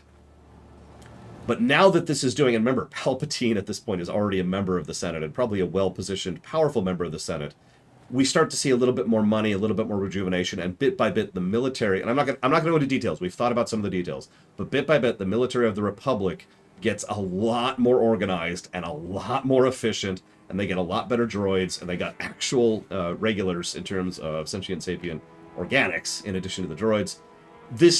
So the Grand Army of the Republic turns into this actual juggernaut. Meanwhile, Palpatine is using the Clone Wars, because he's in charge of both sides, in order to purge all the Jedi cults. Sorry, wrong word, my bad. All the Force cults. Because there's hundreds of different organizations all over the galaxy of all these people who all see the Force in a different way. All of them think of the Force differently, all of them use the Force differently, because that's how we've defined the Force. There's no light side, there's no dark side, there's the Force. That's a super simplification, but you get the idea in implication. So, Palpatine just starts cleaning house. Now, he doesn't 100% eradicate everything, that's impossible. But he effectively removes pretty much every Force cult from the board, except for the big one, which is the Force Papacy, which is the organization which is connected to the Senate itself. That's functionally the Jedi Order equivalent, is the Force Papacy. Yeah, you can follow the light. Force doesn't give a damn. So this, of course, Clone Wars, that moves forward. Darth Vader, and we have a galactic thing, Grand Galactic Empire. This, of course, leads almost immediately into John Wick 4. No, excuse me. This leads almost immediately into, what's a papacy? It's actually a prototype term, or I'm saying that wrong. It's a placeholder term. I don't know what we're going to call the Force Papacy eventually. The papacy is a real-life thing, or at least it used to be. It was a nation that was the Catholic Church. Well, that's because there is no Jedi Order, Lord Harriman. They're gone. They're done. They're dead. Also, Force Papacy is a placeholder name. But anyway, so the Force Papacy, which is called the Force Papacy, which is the Jedi Order. Yeah, it used to be a whole nation, controlled a huge chunk of Italy. There's a whole bunch of, you can read up on it. The reason I keep calling them the papacy is because they're a pseudo-religious faction which has tremendous political power thanks to how they attach themselves to larger scale political entities. And that's the Force Papacy in a nutshell. They're the group that was officially and formally endorsed by the High Republic and the Old Republic. So they have all the money. They have all the political backing. They've got all of the veneration and the prestige. So a lot of people tend to assume the Force Papacy's view on the Force is correct, because that's where you go if you want to learn about the Force, right? You get the idea. I know, right, Lord Aramont? It's a good thing I don't have to answer to any executives, because there's only one executive on the project, and that's me. Anyways, I've gotten way off topic here. Forgive me. Bottom line. Galactic Empire, slow build up into rebellion. Rebellion starts almost accidentally. It kind of snowballs because there's hundreds of little rebel cells, and then one of them starts to get big, and it starts to get some momentum, and it starts to pull up some other things. You get the idea. Pretty much borrowed that straight out of the Rebels show. Galactic Civil War. Not sure what we're doing with the Death Star yet. It's a big question mark. Big Galactic Civil War. Holy crap. Stuff happens. Move forward a little bit. Ugh. Then we've got the after, and I've already decided this is you notice where I'm getting vaguer and vaguer the further on we get, and that's on purpose. The after is going to be, there's obviously the Warlords period, because of course there's a Warlords period when the different factions of the Galactic Empire all kind of become local warlords. We're keeping Zinj, by the way. And then we go forward a little bit into the burgeoning era of the New Republic, which is trying to make something of the ashes. And the whole idea thematically, I'm going to zoom the camera out for a second. The whole idea thematically is the New Republic is trying to do something new. They're going to try peaceful cooperation and co-interaction. Because if you've been paying attention, and this is deliberate, every one of these major bullet points along the timeline is a war. It's because someone somewhere said, I don't agree with you, I'm going to force you to agree with me. Every single one of them is that. The whole idea, thematically, is way at the end here, at the end of the story. The New Republic is going to try actually cooperating, coordinating, letting member states leave, initiating trade deals, trying to actually legitimately build a new era, and they're going to succeed at it. They're going to reach out to the Imperial Remnant. They're going to reach out to the Hutt powers. There's going to be actual, there's going to be embassies. There's going to be an end to the state of war. And the whole idea is that they're going to start a new era that's actually going to finally start making things better instead of worse. And that's going to be the end. That's going to be the end of the story right there. And that is our wars in a nutshell. Forgive me for the dissertation for those of you who don't give a damn. But I suppose I do have a vested interest in as many people knowing about the rewrite project as possible. What am I doing? Dying. That's what I'm doing. I know exactly where I'm at. Yeah. No Yuzun Vong. No First Order. No endless eras of war that keep going. So here's the thing. I was actually talking about that recently. Some people don't actually understand this. But every project has to have a conclusory point. You can't just keep writing a story forever. And I am not Disney. I'm not trying to turn Star Wars into a cash cow for the next 100 years of real-life time. I am trying to tell the Star Wars rewrite. So, I have to actually come up with an end to the story.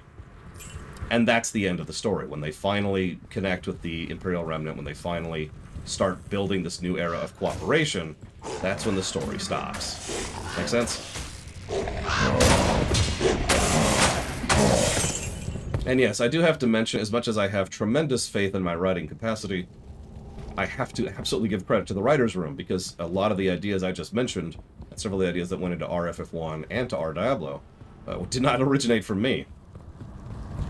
I may have written the script, but the ideas come from all over the place. So starting with RFF1 specifically, I'm gonna start actually specifically having a writer's room credit for each of the videos to give people credit for helping.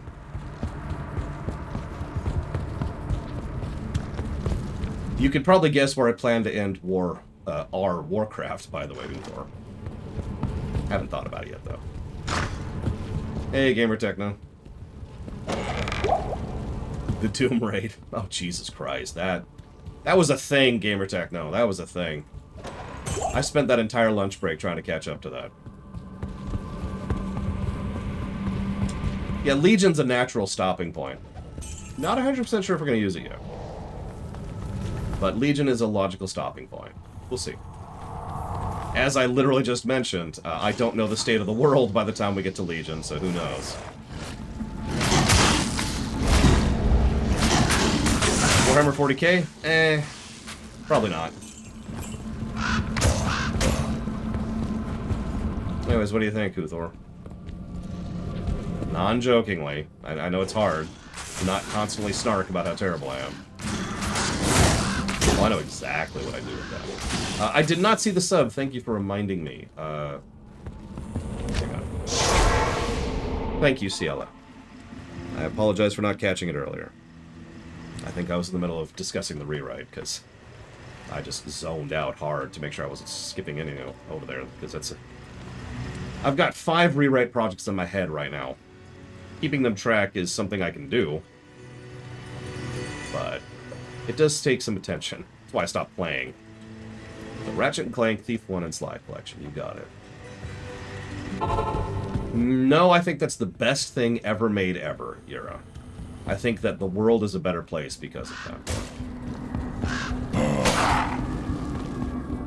I mean, Warlords might not exist, and if it does, it almost assuredly will be a completely different format. Did I already go up here? Oh, right. You know, I knew when I was up here that this was the way forward. I knew that because there were those damn mages in the way. Naturally, that would be the way forwards.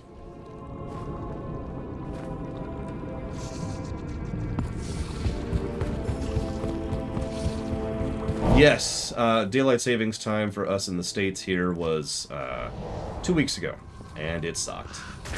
I was having some very bad sleep deprivation issues because of it. I will continue to ignore Disco's ridiculous questions, as is my wont.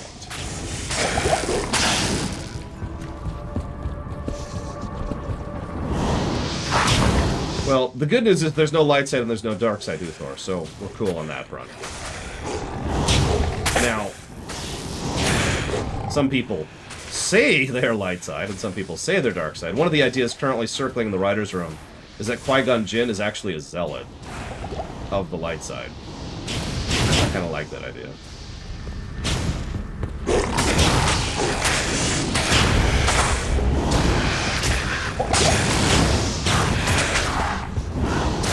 This is really unfun. I gotta go through here, too.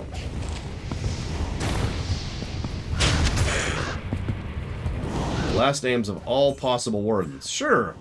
So, I don't know Dragon Age that well. I don't know Dragon Age that well. Let's see. Then there's I don't know Dragon Age that well. Then there's I don't know Dragon Age that well, and I don't know Dragon Age that well. I think it's all of them.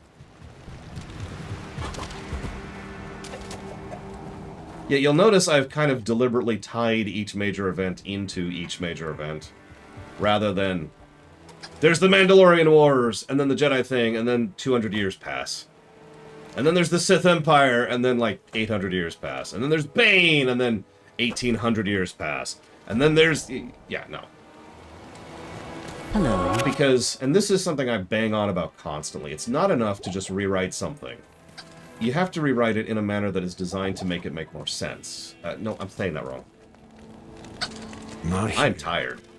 It's not enough to rewrite something to make more sense. That's easy. You have to rewrite it in a way that means something. That's what I meant to say. Like, let me use a direct example. In our Trek, should crossbreeding exist?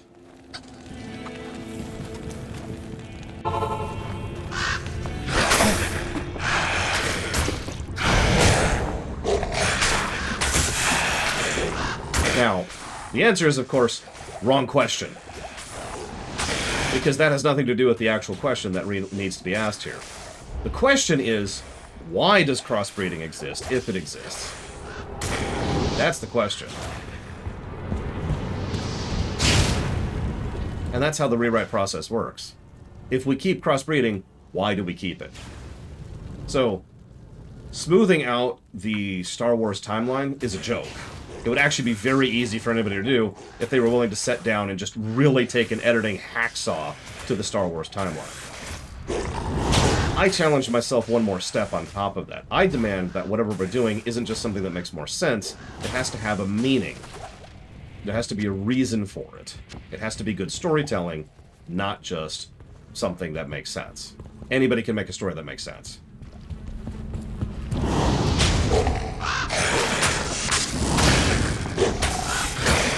remember discussing this a long time ago. Just because something is a logical progression of events doesn't make it good storytelling, right? I don't remember what I said that in relation to, but it's something I've said several times in my life.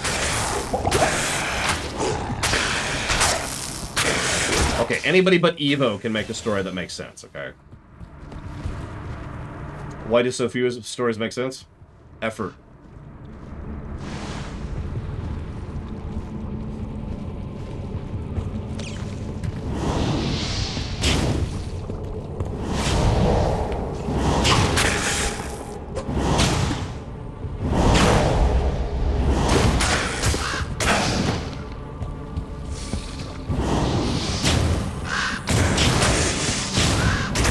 I have to poke fun at you, Eva. You're right there. That's what friends do. They're like, hey, yeah, sure, Pax is a great guy, but he can get all those dicks out of his mouth. See, that would be a lot funnier if he was actually here right now. Hear that?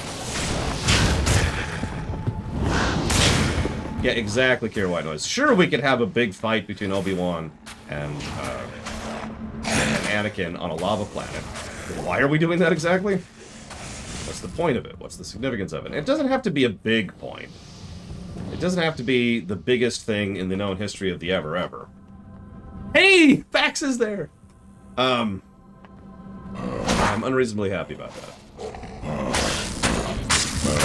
Can you come help me, Pax, with this level 12 quest I'm about to do? Can you come make everything harder for me, please? That would be awesome. Pax and I were joking. So you can't actually do this in Diablo 2. But, Pax and I were joking that what we should do is we should coordinate and make it so that, like, I'm in the middle of something. And I'm like, alright, I'll just go over here and do this and this. And, like, I'm fighting Dariel, right?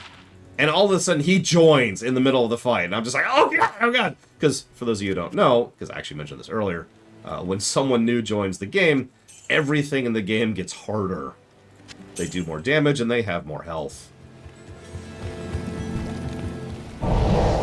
So, how many of you have had that happen before? Now, that was back in the day. Multiplayer in this game, as I mentioned earlier, is a little bit of a hassle nowadays, so someone can't just join. You know, see you around, yada. So, we're beating Act 1. We're gonna do this. We're gonna do this. We're gonna manage this. This freaking dungeon is just kicking my ass. I don't feel underleveled, but goddamn. We're level 12 now, though. Hang on, actually, that's a new thing. So there's Catacombs 4. This is the big one.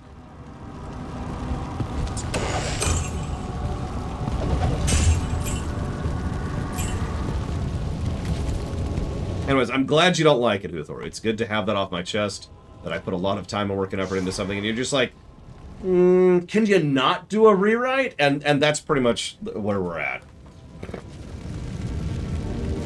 The answer's no, we cannot. So, Feral Rage. Increases attack rating by 1%, run and walk speed by 1%, lifesteal, and of course, damage. Oh my god! Pax actually joined. How? How? I'm not in a lobby.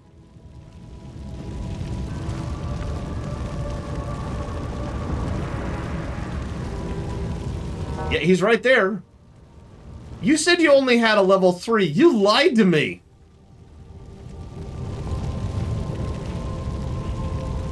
Pax lied to me. My goodness. I have a TP up in Act 1. He used the Force, which we have now defined to allow this. Okay, so hang on. So I need... Yeah, no, I'm going with Feral Rage. And we want that... Oh god, I don't know where I want that. We're just going to put this here. Well, anyways, so here's Pax. Not Pax. Boss time. Let's do it. Oh god.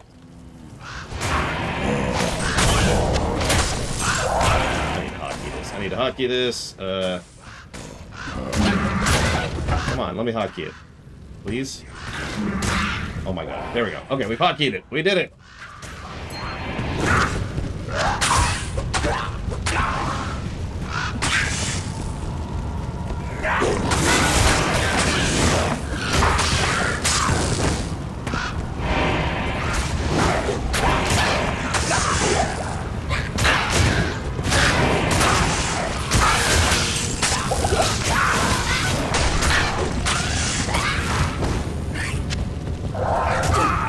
You're on Devo. It's okay, like I said, I give up, Uthor. I understand. The harsh reality is nobody's gonna like the Star Wars rewrite. Or, to be slightly more accurate, a lot of people are gonna like the Star Wars rewrite. And then there's gonna be all the people who will actually be commenting in the comments section. All of them will be like, you know, and that's just what it is. That's just what it is. I just have to accept that and live with it. So we haven't aggroed her yet, which is good. We don't want to aggro her just yet. Oh, there she is. Okay, yep, there she is. Oh yeah, there's that poison. There's that poison. Bring it! Oh yeah! Yeah, we got poison. We got frost. Later on we'll have spirit. We want fire, but right now we just have poison. Oh my god! Get up, get up, get up, get up, get up, get up, get up, get up. I'm gonna go use my portal really quick here. Hi, E-Tree, give me a minute, please. Can't pause the game. Rush. Greetings. Rush. Back real quick to this. Oh, Jesus. Okay.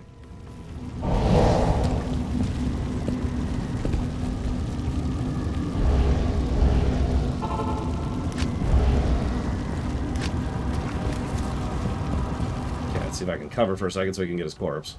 Look at me!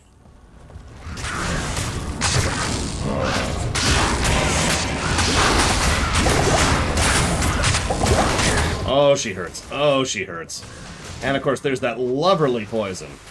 Oh, that's just lovely poison. We're just gonna... We don't have any antidote potions. That's any antidote, but no, of course there aren't. Hang on. Off that. Okay. Come here, twat.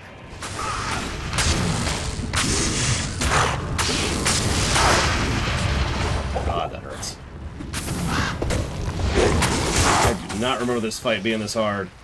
Of course, I've been having crap damage this whole time. Oh, shoot. And, yep, I'm dead. That's okay. We can recover that pretty quickly. We just have to do this. Pop a new one. Go over here. Pop this. Pop these. And then become a werewolf. Right, let's go. No, and Dariel doesn't watch anything. That's why she's doing so much damage, obviously. There, twit.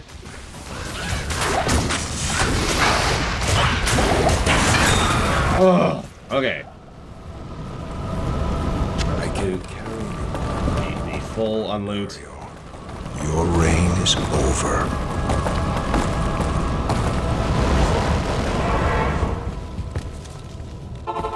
BTP. This is a great victory indeed, but many more battles await. I will accompany you on your journey, lending what assistance I can. Remember, Diablo is still out there, seeking something in the desert. I'm afraid that this nightmare will not end until you find what it is that he seeks. Yeah, could you identify my items? Thanks, appreciate it. Don't you what? No. I need to sort my inventory. We may rejoice. We owe you a debt we can never repay. I only hope that in time, we will be able to rebuild our order. All our thanks go with you, my friend. Oh yeah, and if I even have to say this, Uthor, obviously I'm never accusing you of being, you know, the level of garbage nonsense that Star Wars fans can actually get down to. Like, I feel like I don't need to say that, but just in case I do.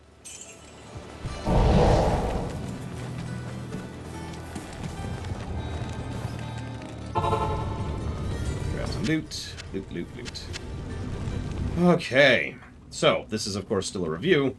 Let's talk about some stuff here. So, obviously, this place still looked pretty good in the original, as you can see. It's a nice little bone throne up here.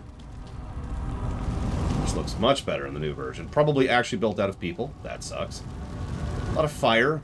But the overall point here is, obviously this is all gross and ickery and gross and awful. But the narrative point being presented here, the visual storytelling, is that Hell is literally starting to partially merge here. Now, it's only merging in the immediate proximity of Andariel herself. More obvious over here, where you can start to see actual pits. Bits of bone just crawling up from the ground, you know? Stuff is just permanently on fire. You know, little things like that, little things like that. And, of course, there's blood everywhere, but, yeah, it's just part of the decor. So, cute stuff. Well done visually. Very gross. That's literally a pile of corpses right there. Andariel herself is turbo dead. So let's talk boss design briefly. So Andariel can be an early barrier entry, barrier to difficulty, but usually isn't. The main thing Andariel has, I mean exactly what I said, Jay Palmer. Sanctuary is not hell. So we'll see more of this in Diablo 3 when Sanctuary and hell start to merge a whole lot more. Anyways, Andariel's main shtick is her poison. She has a poison attack, decent damage, a lot of health, and the poison wave. She's actually a fairly basic boss, but it is all that poison that really screws with everything, because she can just destroy you with that poison nova. You'll notice how I kept being cautious every time I had poison and low health. Some people will just go in with antidote potions. I actually forgot to, because I talked about Star Wars for 20 minutes, but there are several ways to deal with this. Overall, though, she is a fairly basic boss and an acceptable first act boss. Nothing fancy, nothing terrible, probably just kind of, you know, a wash in terms of review. However, this is when people start to hate me, because it is my opinion that I need to listen to this person. Andariel's death brings about renewed life for us all. We mourn the loss of our dear sisters, but at least now we can get on with our lives. I may have misjudged you, Outlander. You are a true hero, and testament to the noble spirit which has inspired our order for generations. Farewell, my friend. People who send death threats to actors are just morons. There's nothing else for that. There's no greater complexity. There's no fancy explanation. They're dumb. Moving on. The Order welcomes you. That's a nice bow that my, you know, what's-her-face would actually like if she was alive. We're super equipping that all the time. Whoops, I didn't mean to sell that.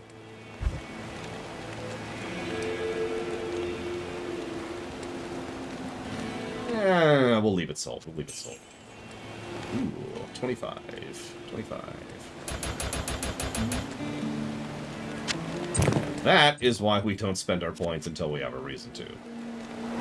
Right there. Why isn't it letting me equip it? Oh, that's cute. I didn't even think about that. There we go.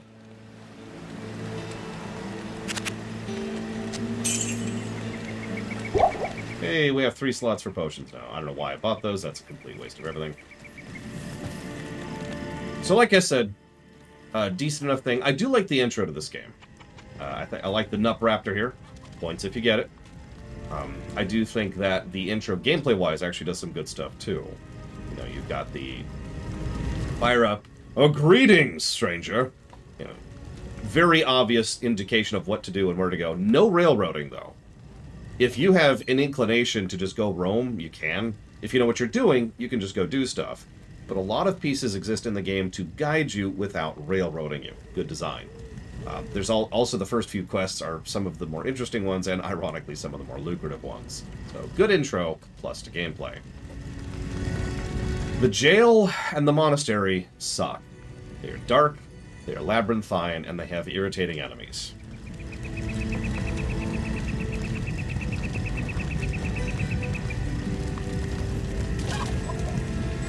That's always spelled the opposite of what I think it should be. Like I said, Andariel herself is a wash. She's a nothing burger.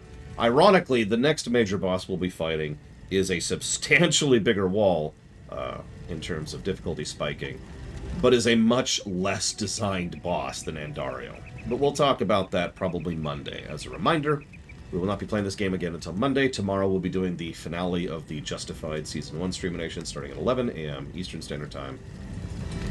Otherwise,